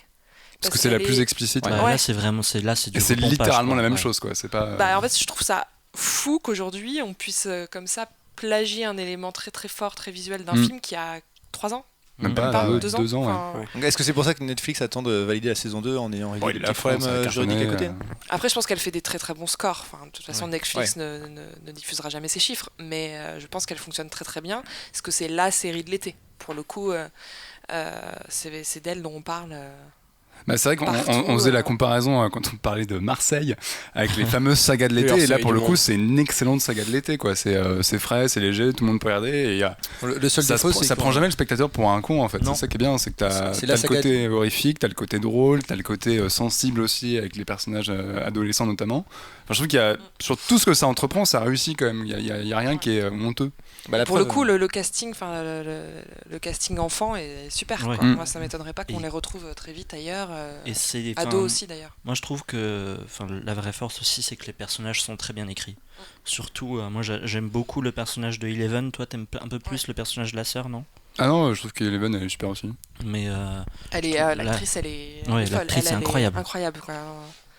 C'est pour ça que ce qui fonde son personnage à la fin, moi j'ai trouvé ça un peu moi j'ai trouvé ça beau. Facile. Donc moi aussi j'ai trouvé ça beau. Vous êtes sensibles en fait. On est des grands sensibles nous. Et oui. Non mais voilà, c'est là aussi où ça marche, c'est que je trouve que la fin est assez touchante, et finalement parce qu'il y a beaucoup de gens qui disent oui, bon c'est que de la référence, on s'en souviendra pas. Moi par exemple ce personnage de Eleven il me restera en tête, quoi. Je trouve que c'est un des plus beaux personnages féminins qu'on ait vu cette année carrément. Même le personnage du petit ami énervant par exemple, tu te dis lui comme d'habitude il va faire des conneries puis on va l'éjecter au bout d'un moment. En fait il revient et il change de personnalité par rapport à ce qu'on voit d'habitude, donc il y a quand même des écritures. Oui, c'est qu'en fait finalement on reprend des éléments du teen movie ou du teen show, mais que quand même les personnages sont pas figés et évoluent aussi. C'est pas juste des caricatures en fait. Ça c'est agréable. Après moi je trouve que la série m'a pas surprise. C'est-à-dire qu'elle se finit un peu comme on peut avoir on aime bien ce qui arrive à tel ou tel personnage, mais elle se termine de manière hyper classique. Et aux gens qui disent que c'est la série de l'année, moi je trouve que c'est une série qu'on va vite, à mon avis, oublier. Sauf si évidemment il y a une saison 2 qui dépasse, etc. Mais je crois que c'est une série qui se c'est peut-être un peu sévère, mais qui se consomme aussi vite que. La preuve, du coup, on l'a mangé tous en quelques heures. En 2 jours. Ouais. Mais on a kiffé quand même. Oui, non, mais on a kiffé. Une série parfaitement millimétrée sur la nostalgie, mais. Oui, mais c'est bien fait. Et en fait, moi, un des trucs qui m'a beaucoup plu aussi, c'est que j'avais l'impression de voir un espèce de film fantastique comme t'en vois de temps en temps dans les festivals de genre, où c'est deux frères a priori qui ont pondu ça et qui clament leur amour au genre comme des dizaines et des dizaines de mecs font en ce moment, sauf qu'ils le font bien. Ils le font en l'assumant totalement, et ils le font en essayant d'un petit peu. Oui, puis ils le font avec les moyens Netflix aussi. Oui, formellement, c'est quand même super joli, quoi. Et ils proposent quelque chose de novateur, finalement. Parce que je pense que la première série Mashup. En parlant, tu penses un peu à Star Wars épisode 7, je pense, qui propose la même chose. Ah non, sur la nostalgie, non, je pensais que tu parlais de ça. Mais tu vois, pour le coup, je préfère de la nostalgie comme ça, qui cite des références en les assumant totalement et qui essaie de sortir, en mélangeant tout, qui essaie de sortir un truc un peu plus singulier, notamment avec ce personnage de Eleven, que effectivement un truc qui te fait ah, regardez, j'adore ce film, je le refais exactement de la même manière. Tu vois, c'est que je trouve ça plus intéressant au final. Ok, donc une série conseillée. Mais c'est bien, oui. Faut regarder. Un bon moment. Okay. Tout à fait. On va rester sur Netflix. D'ailleurs, toi, Eleven, tu devais te sentir un peu proche d'elle avec tes cheveux. On a le même coiffeur. J'étais obligé de la faire, je suis désolé. Il a bien tendu la fin. Le running gag. On va rester sur Netflix pour le coup.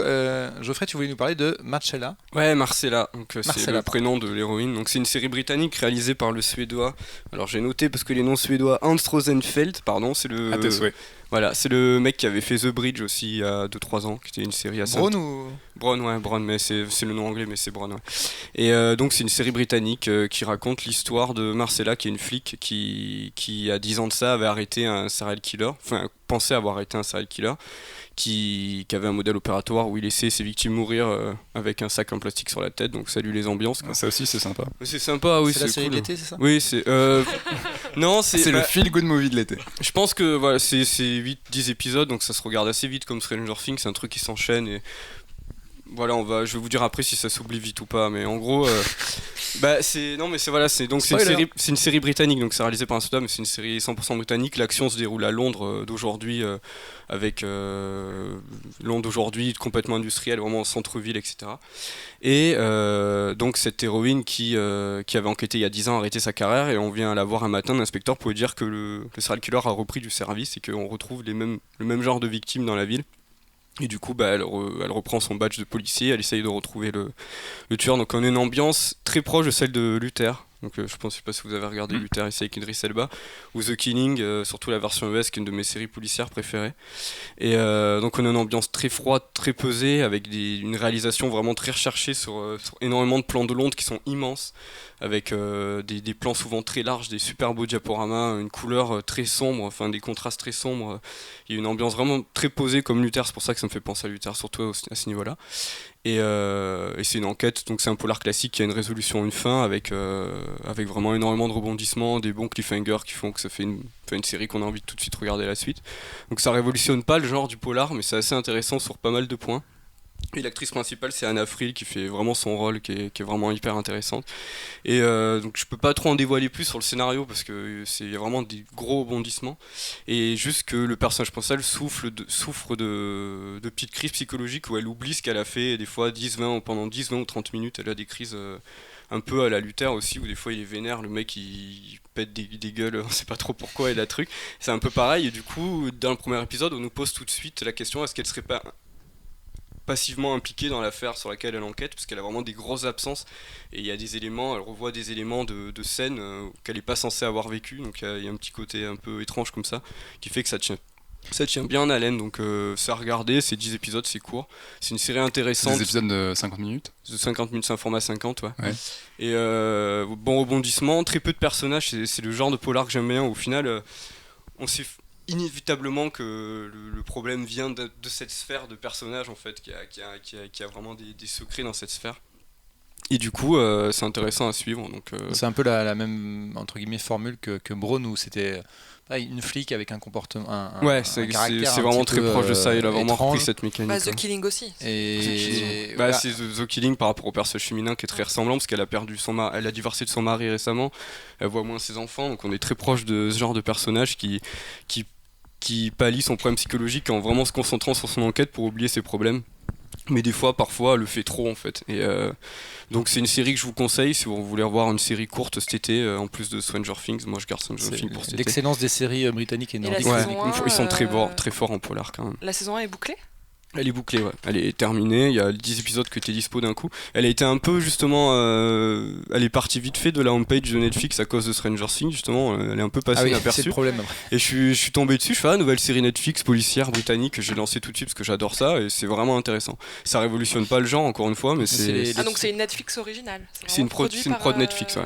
C'est une prod Netflix. C'est des one shot ou c'est une histoire complète ? C'est une histoire complète qui laisse envisager éventuellement une suite aussi. Okay. C'est mécanique on sait pas trop encore, mais je pense que j'ai regardé, ça a apparemment assez bien marché en Angleterre d'après les critiques que j'ai vues, donc à voir pour la suite. Mais de toute façon, Netflix n'a jamais annulé une série après la saison 1. Non, même Marseille clairement. Donc a priori on est reparti pour une après, on vous rappelle réécouter le premier podcast deuxième. Pour écouter deuxième qui était le premier trop voulu être là pour parler de Marseille.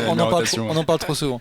Et d'ailleurs, en même temps que Marseille, était sorti la saison 2 de Bloodline. Si vous n'avez pas vu Bloodline, que pour moi vraiment une série extraordinaire, et la saison 2 elle m'a retourné, j'ai fini la semaine dernière, et ça pour le coup l'été à regarder, c'est cool aussi parce que ça se passe. Le problème de Netflix, c'est qu'il y a trop de trucs de séries dessus. Mais il y a aussi Iga, le film indien avec la mouche qui se venge. En termes de choses à voir sur Netflix. C'est bien ça aussi. Mais en Netflix, voilà, c'est une série policière sur Netflix, ça se regarde, c'est accessible.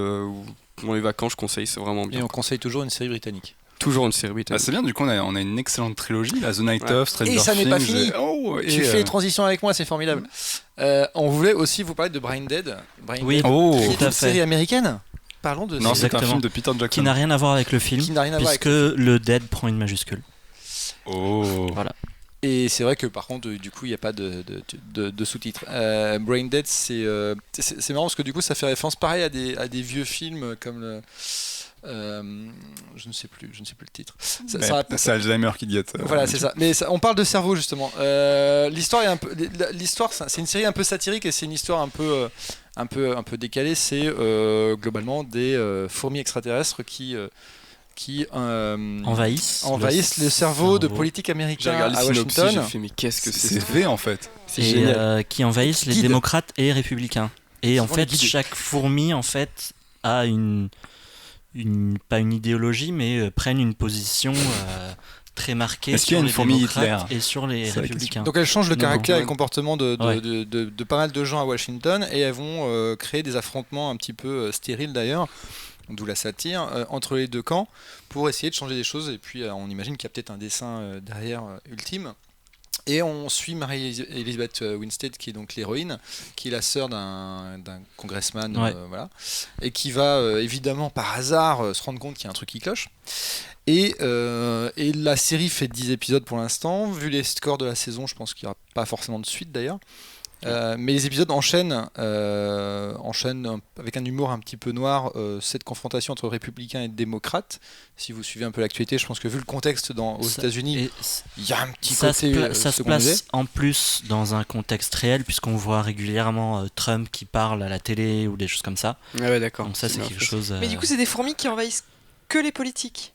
Non, un peu tout le monde, mais du coup, alors, elles envahissent un peu tout le monde, et certains d'ailleurs qui supportent pas ça, leur tête explose. Donc il y a un côté un petit peu gore aussi. Un peu scanner. Et c'est ça qui commence à alerter certaines personnes en disant il y a un truc qui cloche. On va enquêter. Il y a des têtes qui explosent, c'est bizarre. Mais ce serait bien que. Et en fait, comme l'État, enfin la plupart des administrations sont contrôlées maintenant par ces extraterrestres infiltrés, tout le monde camoufle un peu ces explosions de tête ou ces comportements un peu étranges. Et donc du coup nos héros, donc il y a l'héroïne plus un mec un peu timbré et puis une médecin, etc. Ils sont un petit groupe à être en mode résistance un peu. C'est un peu rencontre Mars Attacks un peu en quelque sorte. Parce qu'on voit les côté Mars Attacks, ouais. Est-ce qu'on les voit les fourmis ou c'est juste... Oui, on voit les fourmis. En fait, ça joue le côté très premier degré. C'est pour ça qu'il y a un côté vraiment humoristique, c'est qu'on voit des fourmis rentrer dans les cerveaux et en fait chaque personne qui est infiltrée, il y a un morceau de cerveau qui ressort de l'autre côté. Donc il y a un petit côté gore à la série qui est réjouissant, mais c'est surtout que ça assume totalement ce côtéla. Mais c'est dégueu ou pas? C'est plus rigolo que dégueu, je pense. En 4 épisodes pour l'instant. 5 épisodes 5 épisodes, il y a eu 3 moments où c'était un petit peu gore, mais c'est vraiment le feu d'artifice pour cacher la... Il y a presque un côté cartoon Tex Avery avec... Ouais, c'est plus du Tarantino que du Torture Porn. D'ailleurs, le problème, c'est que voilà, c'est un registre assez particulier, c'est un humour assez particulier, donc c'est peut-être pour ça aussi que la série cartonne pas. C'est une série où les choses vont assez vite. Au final, l'héroïne rencontre plein de gens et il se passe plein de choses en 4 épisodes. Enfin voilà, ça développe vraiment les personnages et ça va assez rapidement, donc on s'ennuie pas. C'est assez drôle, tous les génériques. Ah oui. Quand on vous dit précédemment dans Brain Dead, et ben là c'est chanté. C'est chanté et c'est une chanson en mode commentaire, c'est-à-dire que la personne qui chante, le mec qui chante en mode country, commente ce qui s'est passé dans les épisodes précédents, mais en se moquant un peu l'héroïne. À un moment, elle a rencontré un mec, donc lui il se fout de leur gueule, etc. Donc il y a vraiment ce côté-là. On va appuyer chaque détail pour que ce soit satirique, ironique, etc. Et c'est pas mal. C'est un format 40 minutes. 40 minutes, ouais. Et je pensais que c'était... Mary-Elizabeth Winstead est quand même excellente. Sur tous les points. Alors pour rappeler quand même pour les gens qui savent pas qui c'est Mary-Elizabeth Winstead, c'était celle qui jouait Ramona Flowers dans Scott Pilgrim, la fille de John McClane dans les 2 derniers Die Hard, et la pom-pom girl dans Boulevard de la Mort de Tarantino. Je crois que c'est ses rôles les plus connus. Si je dis pas des conneries, mais voilà. Oui, c'est ça. Et qui n'a pas non plus une carrière extrêmement. Ah si, mais je suis con, elle a joué dans 10 Cloverfield Lane récemment. Et voilà, oui, évidemment. C'est l'héroïne. Si vous avez vu, j'étais en train de me chercher dans ma tête, mais je l'ai vu surtout dans un film récemment. C'était l'héroïne de Cloverfield Lane. Et elle est très bien dans cette série. Que j'ai pas reconnu tout de suite. Et la série est en cours de diffusion ? C'est en cours de diffusion. Les audiences sont vraiment pas extraordinaires et on a peur que du coup ça s'arrête très rapidement. C'est dommage parce que c'est vraiment une série, ça apporte de la fraîcheur, ça change un peu par rapport à tout ce qu'on voit sur les séries politiques qui sont hyper sérieuses à la House of Cards, des choses comme ça. Attention, on dit pas de mal de House of Cards. Attention, c'est bien. Non, mais ça soulage. C'est un registre. Non, mais c'est clair, ça rend léger tout en continuant à dénoncer. C'est aussi une très bonne série de l'été puisque c'est vraiment hyper léger, quoi. Tu rigoles quand même pas mal. J'avais ce côté politique. Moi j'aime bien quand c'est léger, mais c'est les couloirs du Congrès où t'as des politiques. C'est la Maison Blanche version fourmi extraterrestre. Ouais, voilà. C'est un peu ça. Faut juste intégrer ce côté fantastique un peu et faire avec. Mais c'est vraiment assez drôle et on espère que il y aura une vraie fin. J'imagine que l'effet fantastique, sans avoir rien vu, permet de faire une satire de la politique qui passerait peut-être moins bien. C'est ça qui est assez réjouissant au regard de... Ça passe sur quelle chaîne ? CBS. Et on n'a pas d'infos encore sur une potentielle diffusion française, mais ça peut dépendre.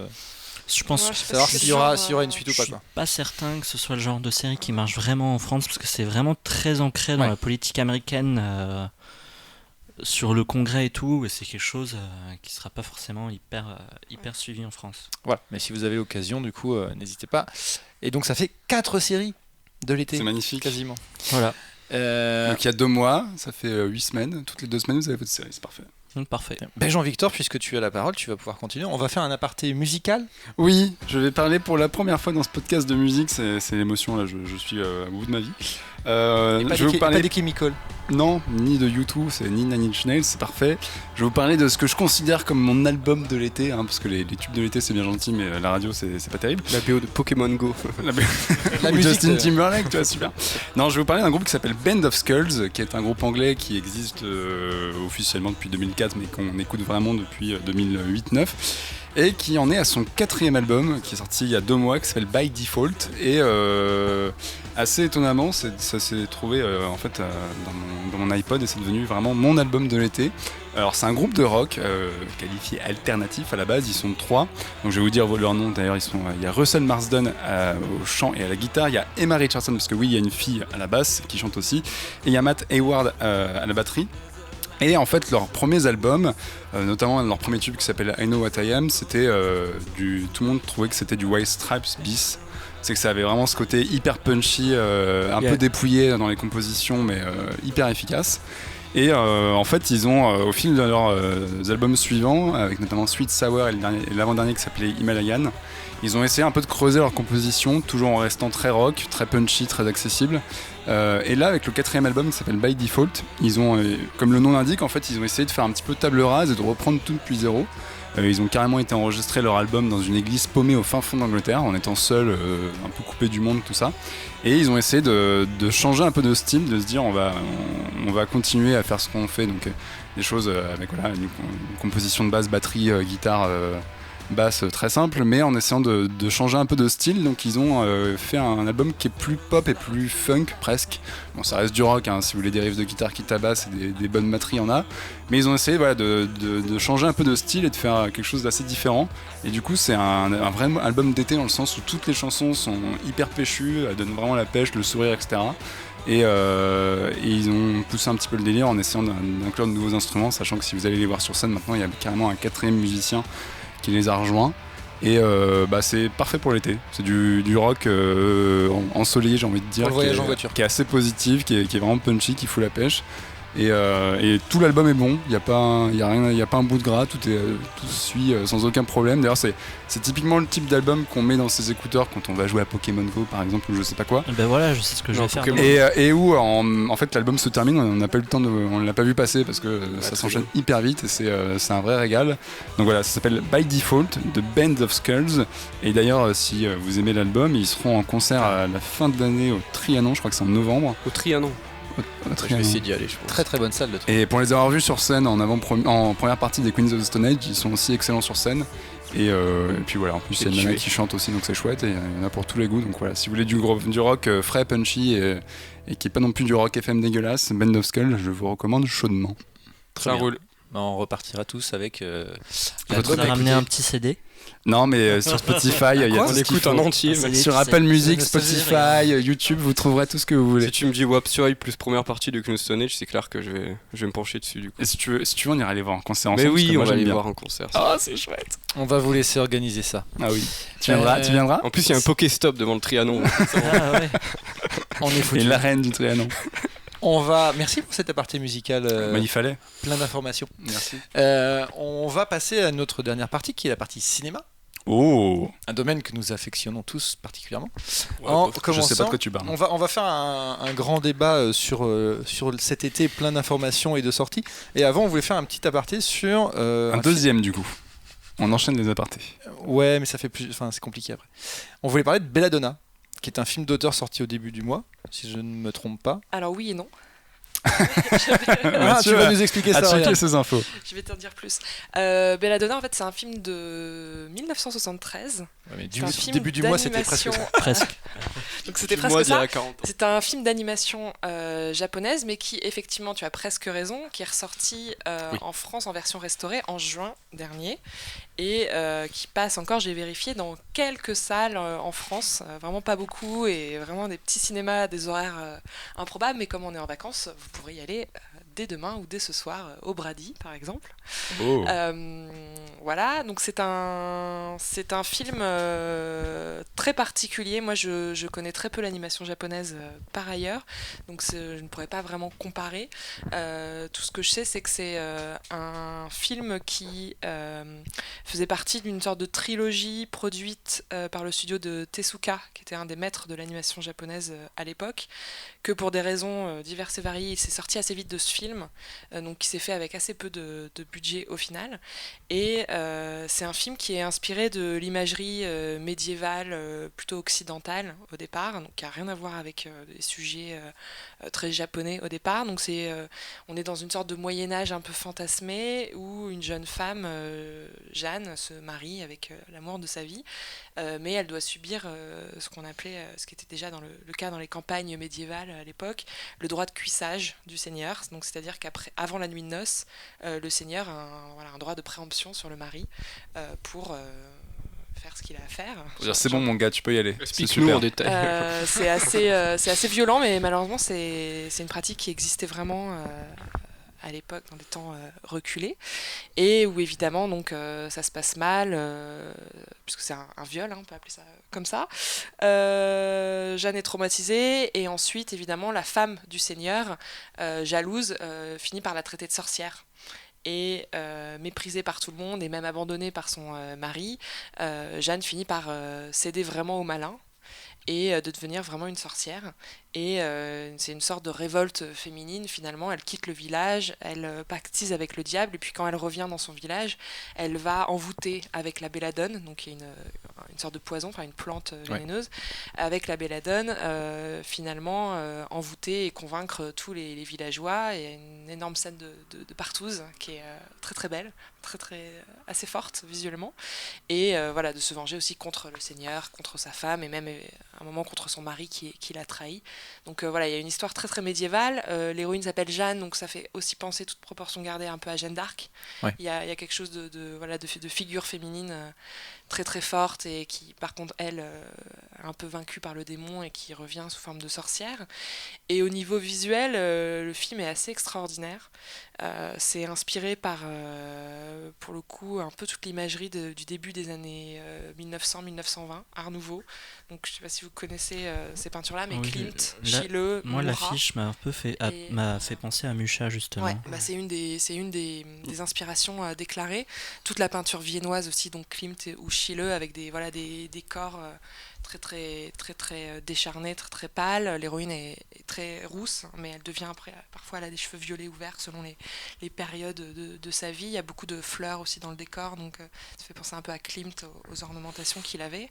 Et pour la petite histoire, le film, comme avait un gros problème de budget à l'époque, en fait n'est qu'à moitié animé. Donc ils n'ont pas pu animer tous les plans, toutes les images, donc c'est surtout la caméra qui fait des mouvements dans l'image, qui zoome, et ça donne en fait un effet assez unique au film. Ça fait des effets assez drôles, donc il y a des grands panneaux, des panoramiques verticaux ou horizontaux, pour aller dans des espèces de grands dessins comme ça. Il y a des scènes qui sont plus ou moins bien donc animées que d'autres, et ça fait un effet assez fou. Il y avait une musique originale qui a connu son petit succès aussi, un peu de psychédélique, qui est ressorti aussi, je crois, en vinyle. Et voilà, tout le film est une sorte de délire visuel assez fou. La scène de viol de Jeanne par le Seigneur, moi c'est une scène du début qui m'a le plus marqué, où on voit donc Jeanne allongée comme ça en plan, comme si on était au-dessus, et puis tout d'un coup il y a une tache rouge qui arrive d'entre ses jambes et qui se répand sur toute l'image, et donc c'est la manière de figurer le viol, et c'est pas très très marrant, mais en fait c'est hyper beau. Le film a une interdiction ou... Oui, en fait le film a été évidemment objet de scandale, et il a été coupé, il a été interdit, et c'est pour ça qu'il a été très très peu montré. Je suis même pas sûre qu'il soit sorti en France avant maintenant, donc entre les années 70 et maintenant il a été très peu montré. Il y a des couleurs très très fortes, donc aussi la copie s'est très vite abîmée, Il y a eu comme ça beaucoup de gens qui l'ont vu de manière tronquée ou de mauvaise qualité. Le film est sorti quand même depuis les années 90, a été montré dans quelques festivals. J'ai vu notamment à l'Étrange Festival il me semble en 2013. Et là, c'est un studio américain qui a fait l'effort de le restaurer, de le montrer en intégralité. Et c'est voilà. T'as pu comparer la version actuelle et la version... Parce que moi j'ai me souvenir de la version d'époque qui était déjà magnifique. Et restauré, c'est quoi? Ils ont juste changé le format, ils ont passé ça en... Non, parce que là, je crois qu'ils ont respecté le format d'origine. C'est un travail sur les couleurs, aussi. Ouais, je pense qu'il y avait quelques scènes peut-être qui avaient été tronquées, qui sont rajoutées. Moi, j'avais pas vu. C'est vraiment une découverte là. Ça me donne envie. J'ai lu ça dans les magazines parce qu'en fait, ce qui est drôle, c'est que aussi bien les cahiers du cinéma que Jalouse. Non, mais il y avait des retours critiques assez dithyrambiques. Et voilà, d'habitude, je ne lis pas tous les mois Jalouse, je préviens. Tu fais ce que tu veux, on ne juge pas. Avec effectivement les photos. En fait, qui était et en feuilletant le magazine, on est forcément attiré par ça. Elle est sublime, le film. Super belle et tu sais l'affiche originale est magnifique aussi. Enfin, tu sais s'il y a une ressortie Blu-ray de prévue du coup, parce qu'il a été restauré. C'est une bonne question, mais j'imagine pour le coup. Ça a été une petite sortie, mais il était quand même. Moi, je l'ai vu au UGC des Halles, donc il est quand même resté 1 ou 2 semaines au Halles et c'était. C'est assez beau et assez fou à voir en salle, quoi. Donc s'il reste quelques copies qui traînent en France, il faut se précipiter pour le voir. Et donc au Brady, il passe encore, c'est ça, à Paris? Oui, je crois ce soir même. Ah, je peux pas ce soir, ça tombe mal. Mais ça donne bien envie en tout cas. Essayez de voir les petits films qui restent que quelques semaines en salle face aux gros monstres hollywoodiens notamment, mais aussi surtout, internationaux. Parce que les gros monstres internationaux, ils paraissent pas beaucoup. Transition idéale pour la dernière partie, Mathieu. De quoi qu'est-ce qu'on va parler? Je m'améliore en transition, moi. Mais merci beaucoup pour... Entre Belladonna et le Comic-Con, il y a un monde entre les deux quand même. Oui, parce que du coup, on voulait reparler de cet été cinéma qui nous semble un petit peu morne. À part Belladonna. Quand même. Cet été hollywoodien. On va pas parler de chaque film parce qu'on a eu la chance nous de pouvoir voir quelques gros films qui sortent en août et globalement on n'a pas non plus des grandes surprises. On a quasiment tout vu en fait. Quand tu réfléchis. Ghostbusters, Star Trek 3, Jason Bourne. Le seul qu'on n'a pas vu finalement, si on met tout en commun, c'est Suicide Squad. Notre dernier espoir réside dans Suicide Squad. Entre ça et les annonces du Comic Con, on va peut-être commencer par ça d'ailleurs parce que c'est un peu l'événement geek du mois de juillet. C'est toujours un même des gros événements de l'année. Comic Con de San Diego où se retrouvent tous les gros studios, qui se font la bataille à coups de panel. Cette année pour le coup, il y avait vraiment tous les gros studios qui étaient présents. Non, pas tous. Il y avait pas Paramount par exemple. Pas Paramount. Bah si, Star Trek. Mais ils étaient pas au Comic Con. Ils ont fait une avant-première, mais ils avaient pas de panel où ils montraient leur nouveau film. Oui. Et la Fox n'a pas voulu le faire non plus parce qu'ils avaient peur que les images qu'ils montreraient sur place filtreraient sur le net. Ouais. Donc ils ont pas tout mis. Presque tout le monde y était. Et notamment la grande bataille, c'était même Luc Besson. Luc Besson qui était même un des premiers soirs et qui a réussi à faire un petit buzz sur Valérian. Sans montrer d'image, je crois d'ailleurs. Ils ont montré des artworks, je crois. Et je crois qu'ils ont montré quelques extraits du film, mais évidemment qui sont restés internes au panel dans le hall H. Est-ce que du coup vous avez retenu des choses du Comic Con? Est-ce qu'il y a des choses qui vous ont... Non. Parce que quand on parle de l'ambiance... parce qu'il y a eu une telle avalanche de trailers en fait. Des toilettes, tu vois, à droite. À droite, dans la petite salle, dans la cave. C'est la question globale, c'est qu'il y a tellement de choses et le Comic Con servant généralement à annoncer les 2 ou 3 prochaines années. Est-ce qu'il y a une ou deux annonces qui vous... Non. Est-ce qu'il y a un trailer qui vous a marqué? Un truc qui vous avez retenu de cette avalanche de bandes annonces? Nope. Non. Tout m'a passablement ennuyé. Globalement, moi, il y a Légion quand même, la série il y a Légion, FX adaptée d'une partie des par le créateur de Fargo. Voilà, mais parce que c'est le créateur de Fargo, donc la bande-annonce, elle envoie un peu, mais comme on en parlait avant l'émission, c'est une bande-annonce, donc il faut qu'on voit les premiers épisodes avant de se prononcer. Mais de toute façon, ça va être la problématique. Mais ça semblait quand même assez surprenant et assez différent de ce que pouvaient être les films X-Men. Et en tant que série, la bande-annonce était assez convaincante. Mais bon, à part ça, Wonder Woman, c'est pas mal, mais c'est quand même assez convenu. En fait, ce qui est drôle, c'est d'avoir vu l'affrontement entre Marvel et Warner, où Warner, ça fait quand même quelques années qu'ils montre quelques petits trucs, mais tout le monde s'en fout, sauf quand c'était Mad Max il y a 2 ans. Mais en termes de super-héros, ils n'ont jamais vraiment fait sensation. Et Marvel est toujours donné gagnant. Et cette année, en fait, ceux qui ont fait la plus grosse impression, c'est Warner qui a carrément tout montré, quoi. Ils ont balancé même trop de choses d'ailleurs. Trop, je sais pas, mais ils ont évidemment montré le trailer de Wonder Woman, qui est quand même un gros événement aux États-Unis parce que c'est le premier film centré sur une super-héroïne, hormis Catwoman de Pitoff, mais on en parlera pas. Donc voilà, de la nouvelle vague de films de super-héros, et ils ont montré à la grande surprise de tous. Ah oui. Un grand film. Ouais, c'est aussi pour ça qu'on n'en parlait pas. J'avais complètement oublié celui-là en plus. Mais surtout, ils ont montré la bande-annonce, un trailer de Justice League, alors que le film a à peine commencé à tourner. Est-ce que c'était une bonne idée de montrer des images aussitôt de Justice League ? Surtout une bande-annonce de 2 minutes 50. Avec 3 scènes dedans. Moi, ce que je trouve assez drôle dans ce trailer, c'est que tu sens dans tous les sens que Warner est en train de faire son mea culpa suite aux bits critiques de... C'est la vidéo balancée en mode, regardez, on va faire un truc différent de Batman contre Superman. On va faire du Marvel. Warning. Et en fait, je trouve ça rassurant dans un sens, dans le film où ce qu'on a vu, ça a pas l'air génialissime du tout, mais en fait ça ressemble à Avengers à peu près filmé, pas comme Joss Whedon. Et à l'inverse, c'est terrifiant parce que tu te dis qu'effectivement en fait le genre est vraiment en train de se faire niveler par le bas, en mode on va faire du Marvel avec des blagues toutes les 3 secondes, et t'as envie de leur dire si c'est pour faire exactement la même chose qu'en face, est-ce que c'est vraiment nécessaire quoi. Et Justice League, c'est ça, la bande-annonce, c'est regarde, t'as un patin, en fait c'est toi Batman. J'avoue que s'il y avait eu un peu plus d'humour dans Batman Superman, j'aurais peut-être un peu apprécié le film, parce que pour le coup moi ça a été un de mes plus gros beats de l'année. Ah oui, non mais c'est horrible, mais est-ce que le retour des critiques et surtout des internautes sur les réseaux sociaux a forcé Warner à repenser son film? Ah oui, non mais de toute façon c'est évident. Le film était déjà engagé, non? Ah, Justice League ? Oui, mais est-ce que du coup ils n'ont pas retouché un peu la tonalité du scénario, pas forcément l'histoire, mais... De toute façon, chez DC Comics, il y a eu une espèce de tornade dans la gestion de l'entreprise. Ouais. Là, il y a Jeff Jones qui était à l'origine un des plus grands scénaristes de comics là-bas, qui est mis à la tête, qui était déjà depuis Batman vs Superman, il l'avait promu pour s'occuper un peu plus des films, etc. Et on a appris cette semaine qu'il est carrément en fait à la tête du groupe désormais, et que c'est un peu c'est censé être le Kevin Feige donc le Manitou de DC Comics qui va devoir un petit peu gérer un peu tout ça. Et si on sait depuis Batman vs Superman qu'il y a eu des réécritures de fait sur Justice League, qu'a priori Ben Affleck est beaucoup plus impliqué, parce que il y a une célèbre vidéo qui en témoigne, il avait pas l'air très content après Batman vs Superman. Il a été officialisé du coup réellement, parce que c'était aussi le Comic Con des officialisations de choses qu'on savait déjà. Oui, donc on sait qu'il va réaliser le prochain film Batman, ce qui n'est pas une mauvaise nouvelle par ailleurs. Jouer dedans et l'écrire. Ouais, donc ça va être Batman Ben Affleck film, enfin un truc comme ça. Et donc voilà, ils ont montré ce trailer qui sent la tentative pour rassurer le public le plus massivement possible. Et tandis qu'en face, Marvel a fait son pacha, n'a absolument rien montré au public en dehors du Comic Con et a juste balancé le trailer de Doctor Strange qui ressemble à Inception 2. Qui ressemble à un film de Christopher Nolan, mais en moins bien. Vous a pas convaincu, mais en moins bien. Non, ça t'a convaincu ? Moi, j'ai trouvé ça rigolo, mais Scott Derrickson. Scott Derrickson. Non, mais on rappelle, c'est le monsieur qui a fait Sinister et Délivrez-nous du mal. C'est écrit par les mecs qui ont écrit Prometheus. Et The Darkest Tower. Le meilleur de l'univers.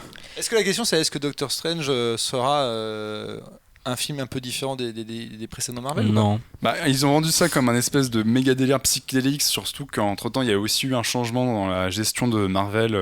C'est-à-dire qu'il y avait Ike Perlmutter qui était le président de chez Marvel. Parce qu'ils sont un peu déçus des scores des films précédents. Qui s'est fait dégager complètement de la gestion de Marvel Studios, qui désormais appartient entièrement à Kevin Feige. Et donc soi-disant ça leur permet d'avoir plus de contrôle créatif et plus d'argent pour les films. Et donc Doctor Strange est censé être vraiment ce premier film fait entièrement librement chez Marvel.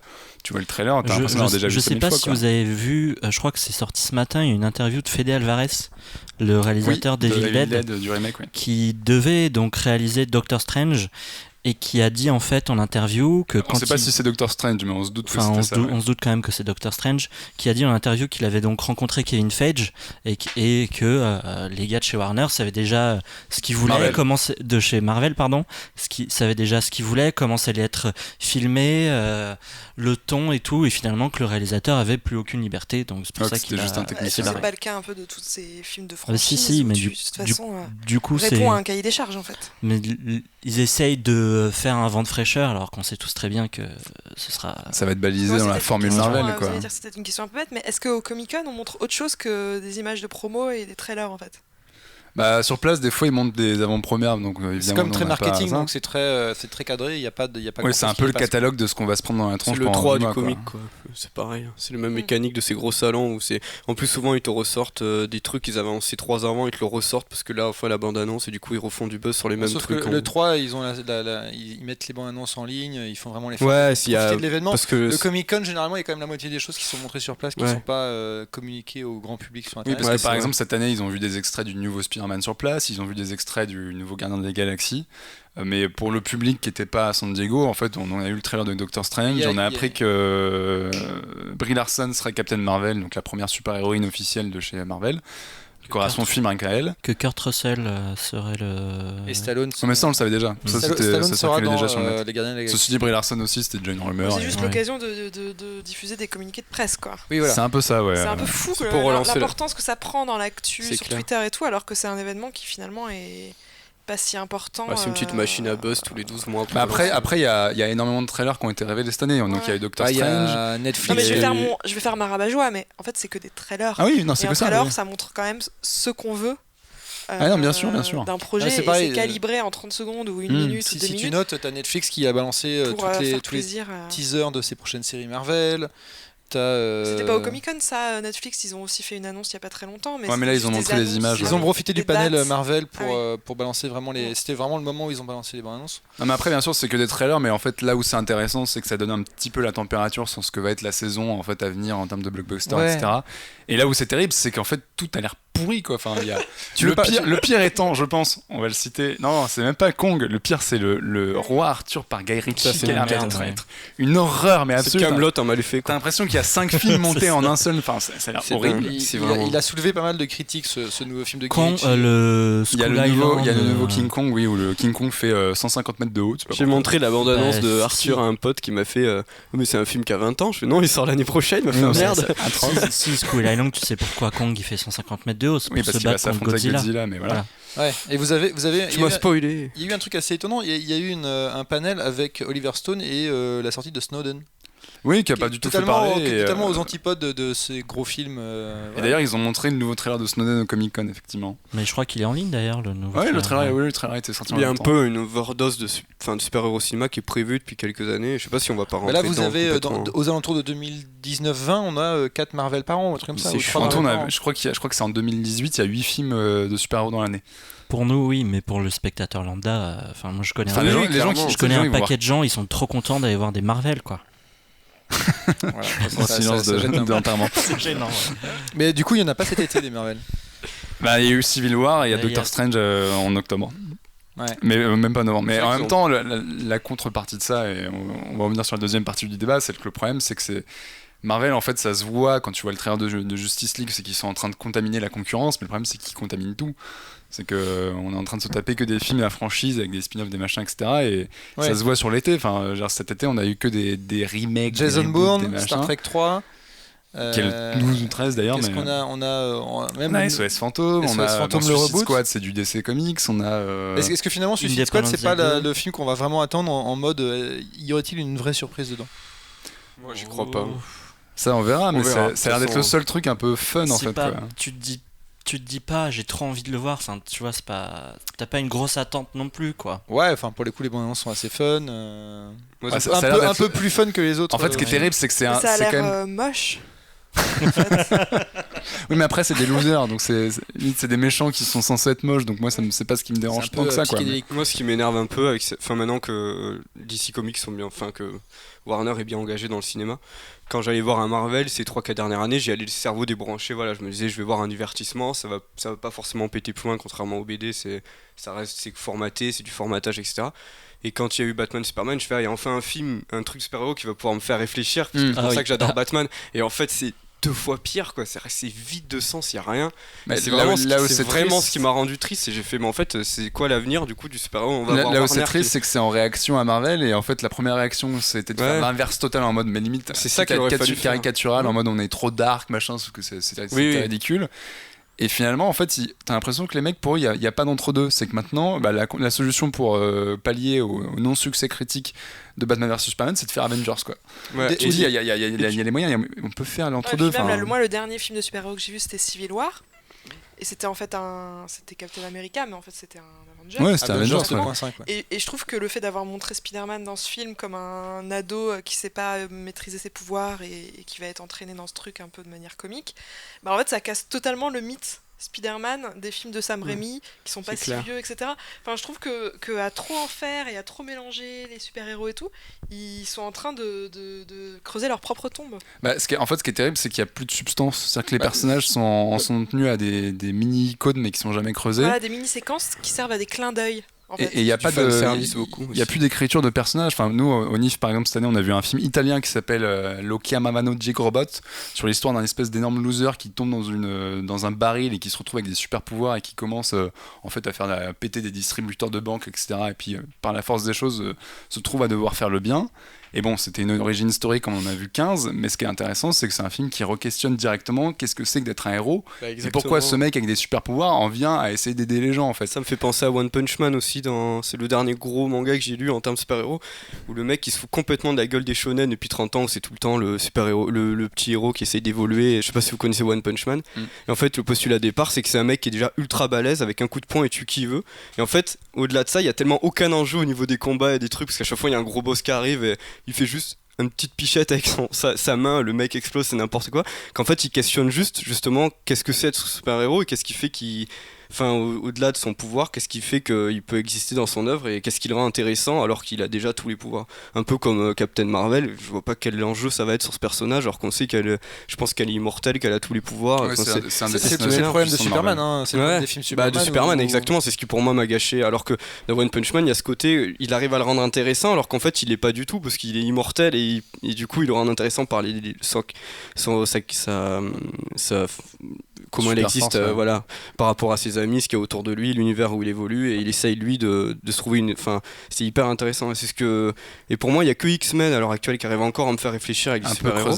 Et avec le dernier, il repart dans le même schéma du divertissement pur et dur qui arrive plus à questionner sur quoi que ce soit. Et je trouve ça super dommage. Et à côté, tu as la solution Deadpool de faire un truc un petit peu osé. Voilà, et ça, c'est un film qui est arrivé un peu par hasard et qui du coup a des répercussions également sur les prochains, puisque Suicide Squad a retourné des séquences suite à Deadpool en disant c'est pas con ce qu'ils ont fait. Je crois que c'est plus suite au bid aussi de Batman vs Superman. Oui, un peu les deux. Mais on va prendre un peu ce qui s'est passé chez la concurrence et puis on va essayer de remodeler un peu le truc. Après, les rumeurs de reshoot sur Suicide Squad, elles sont très floues. Il y en a qui disent que effectivement c'est pour ajouter des blagues. A priori, il y a une autre rumeur qui a été soutenue par David Ayer évidemment, comme quoi en fait le Warner a adoré le film, mais le final était un peu décevant, donc ils ont mis de la thune pour faire un truc un peu plus explosif sur la fin. Je pense qu'on n'aura jamais vraiment la réponse, mais... La réponse mercredi prochain. Ah ouais, réponse en salle, oui. Alors, donc rien de palpitant cet été Pas vraiment Comic-Con. Oui, le retour en fait, de Xander Cage. Ce qui est terrible, c'est que le trailer le plus marrant qu'on ait vu récemment, qui est passé juste avant le Comic-Con, c'est Triple X3, quoi, tu vois.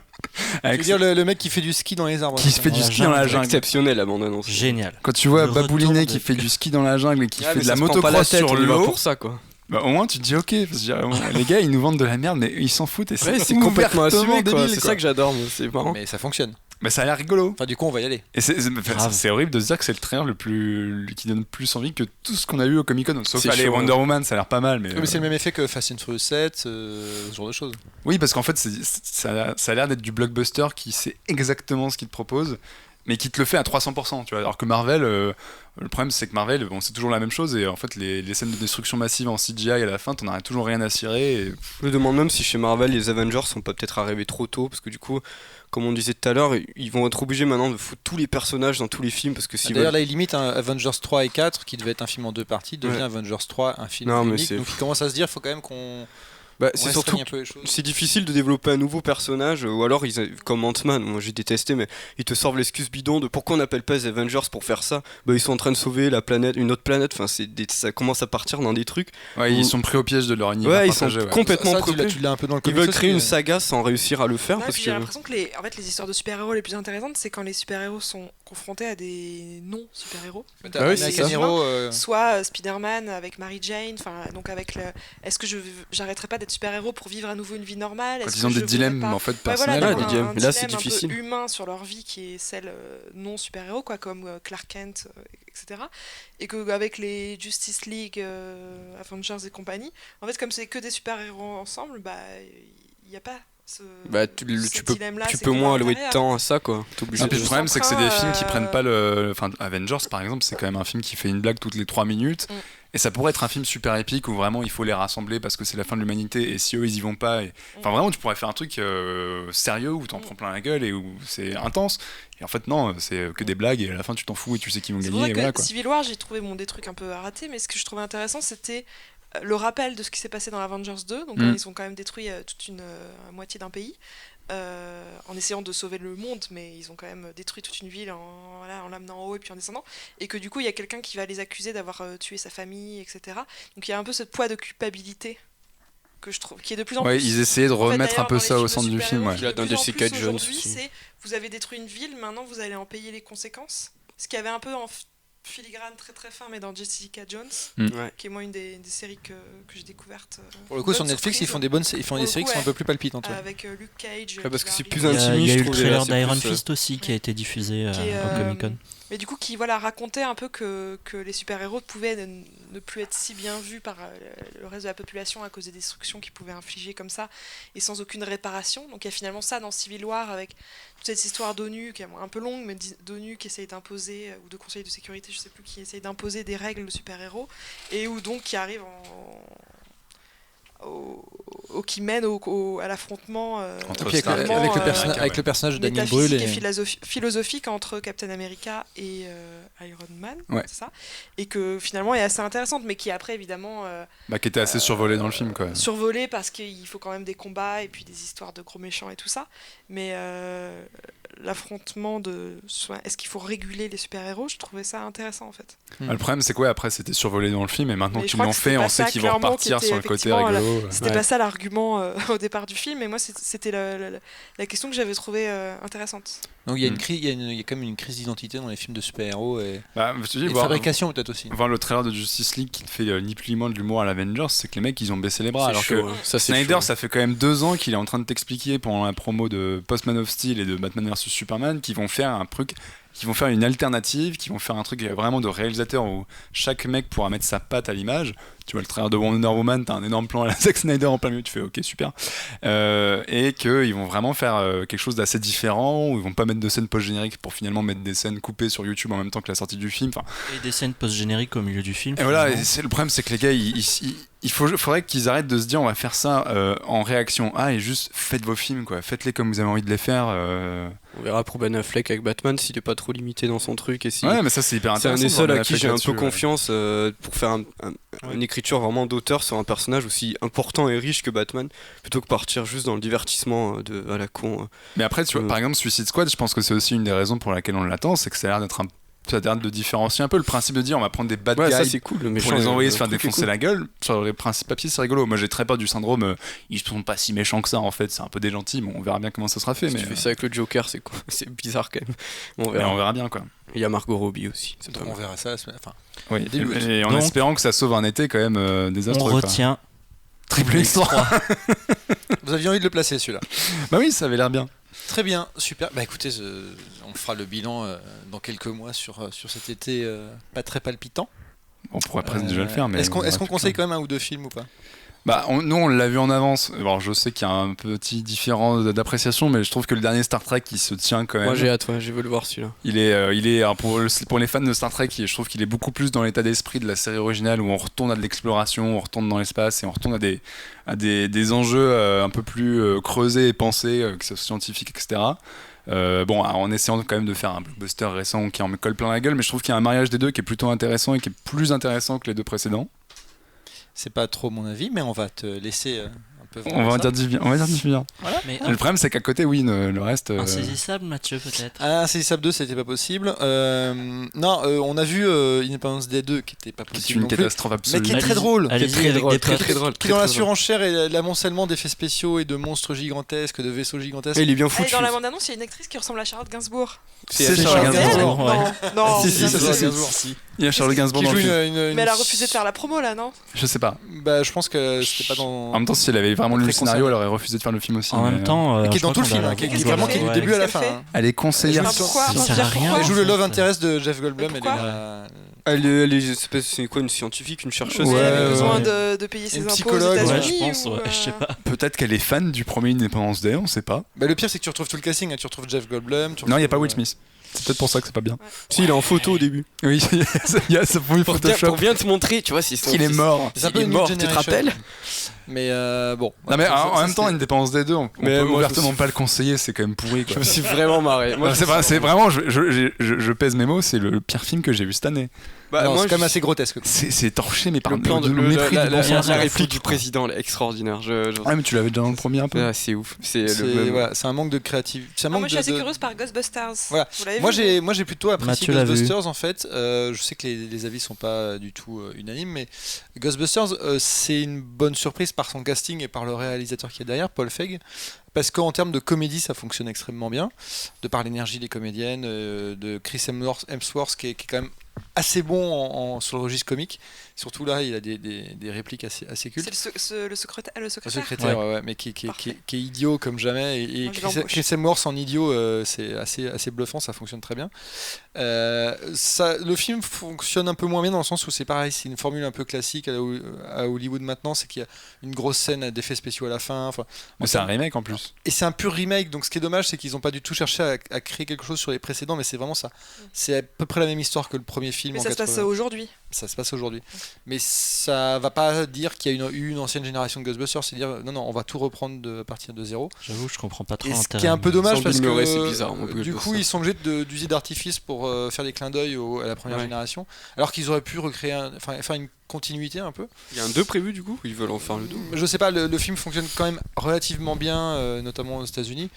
Moi, je dirais qu'en termes de films de l'été rigolo, ça peut être sympathique. Il réussit pas à rendre le contexte fantastique ou les fantômes à la limite on s'en fout un peu, c'est juste des excuses pour faire fonctionner. C'est quand même con dans un film qui s'appelle Ghostbusters. Non, mais c'est pour faire réagir et vraiment les 4 comédiennes principales sont vraiment très rien motivées. que pour la tempête de merde qui se sont reçues sur Twitter, et voilà, ce qui est étonnant et compagnie. C'est compliqué, moi, rien que sur ça me donne envie d'aller le voir. Après, et ce qui est étonnant, c'est que le film est à 1000 lieues de ça. On comprend.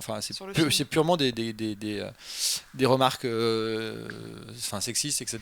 Oui, mais surtout par des gens qui n'avaient pas encore vu le film à l'époque. C'est purement une campagne web navrante. Après, je pense que le film n'est pas du tout militant. Mais le film s'oublie. Mais le film s'oublie très très vite. Mais par contre, c'est un bon moment. Rien que pour ça, je pense que. On est largement au-dessus des Insaisissables 2 ou des Independence Day 2. Ou même de Jason Bourne, on peut le dire. Ou de Star Trek. Non, allez voir Star Trek. Non, mais au mois d'août, vous pouvez aller voir Tony Erdmann, un film allemand de 2h40 qui est vachement bien. Et non, alors si vous voulez voir du grand spectacle excellent, alors il passe plus, je crois qu'il passe que dans une salle ou deux maintenant parce qu'il est sorti depuis un moment.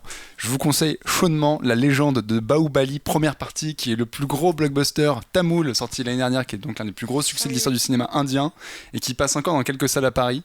Et pour le coup, c'est vraiment 2h30 de grand spectacle absolu. Et franchement, fantastique, ça, vous en prenez plein la gueule, c'est hyper drôle, c'est hyper généreux, c'est assez spectaculaire, c'est un espèce d'énorme péplum où en gros ils font l'histoire de Moïse mais dans le folklore indien, dans une espèce d'Inde fantasmée. Au début du film, il doit escalader une cascade géante qui fait des milliards de kilomètres de haut et il l'a fait, tu vois. Et franchement, je vous assure, c'est 2h30 de bonheur pur et dur et ça éclate tous les blockbusters que j'ai vus depuis 6 mois. Donc si vous avez l'occasion d'aller voir Bahubali, c'est pas parce que c'est indien que c'est pas bien, au contraire. Et il faut aller voir des blockbusters indiens, ils sont complètement tarés. Et non, puis c'est la preuve que l'Inde est en train, et l'Asie en général, est en train d'arriver sur la scène du grand cinéma populaire à pleine balle. On a eu un été pourri, mais est-ce qu'on va avoir une bonne fin d'année ? Non. Non, c'est mal barré. Il reste quoi ? La bande-annonce qui me donnait envie d'un film qui sort 31 août, c'est Nocturama de Bertrand Bonello. C'est un peu improbable, mais c'est quand même une histoire d'adolescent qui décide de faire des attentats. C'est pour ça que le film a été renommé. Il y a Star Wars en décembre quand même. Et poussé. On a déjà fait un point sur Rogue One, mais oui. Mais est-ce qu'à part dans les gros films, il y a Hacksaw Ridge de Mel Gibson. Moi, je trouve que le trailer est quand même canon. Le Malik sort en 2016 ou pas ? Non, il sort à la fin de l'année. Il y a Voyage of Time de Malik, qui a priori aura une sortie IMAX, mais il y aura aussi une sortie salle, plus longue. Mais qui a l'air quand même d'en mettre plein les yeux. Et j'en avais un français, peut-être. Cette année à la rentrée, il y a Kubo and the Two Strings, le nouveau Laika. Tout à fait. Les mecs qui font des films en stop motion. Je pense qu'on en parlera dans le prochain. On en parlera. Et ça, c'est l'air ouf. Fin août. Très bien. Ce sera le mot de la fin. Voilà. Merci beaucoup. Merci à tous. Merci Oriane. Merci Fred. Merci Jean-Victor. Merci Alexandre. Merci Mathieu. Voilà. Et puis on vous souhaite un très bon été. Vous avez plein de conseils, plein de choses à voir, à jouer. Amusez-vous avec Pokémon et puis on vous dit à la rentrée. Voilà, ciao. Salut. Ciao. Salut.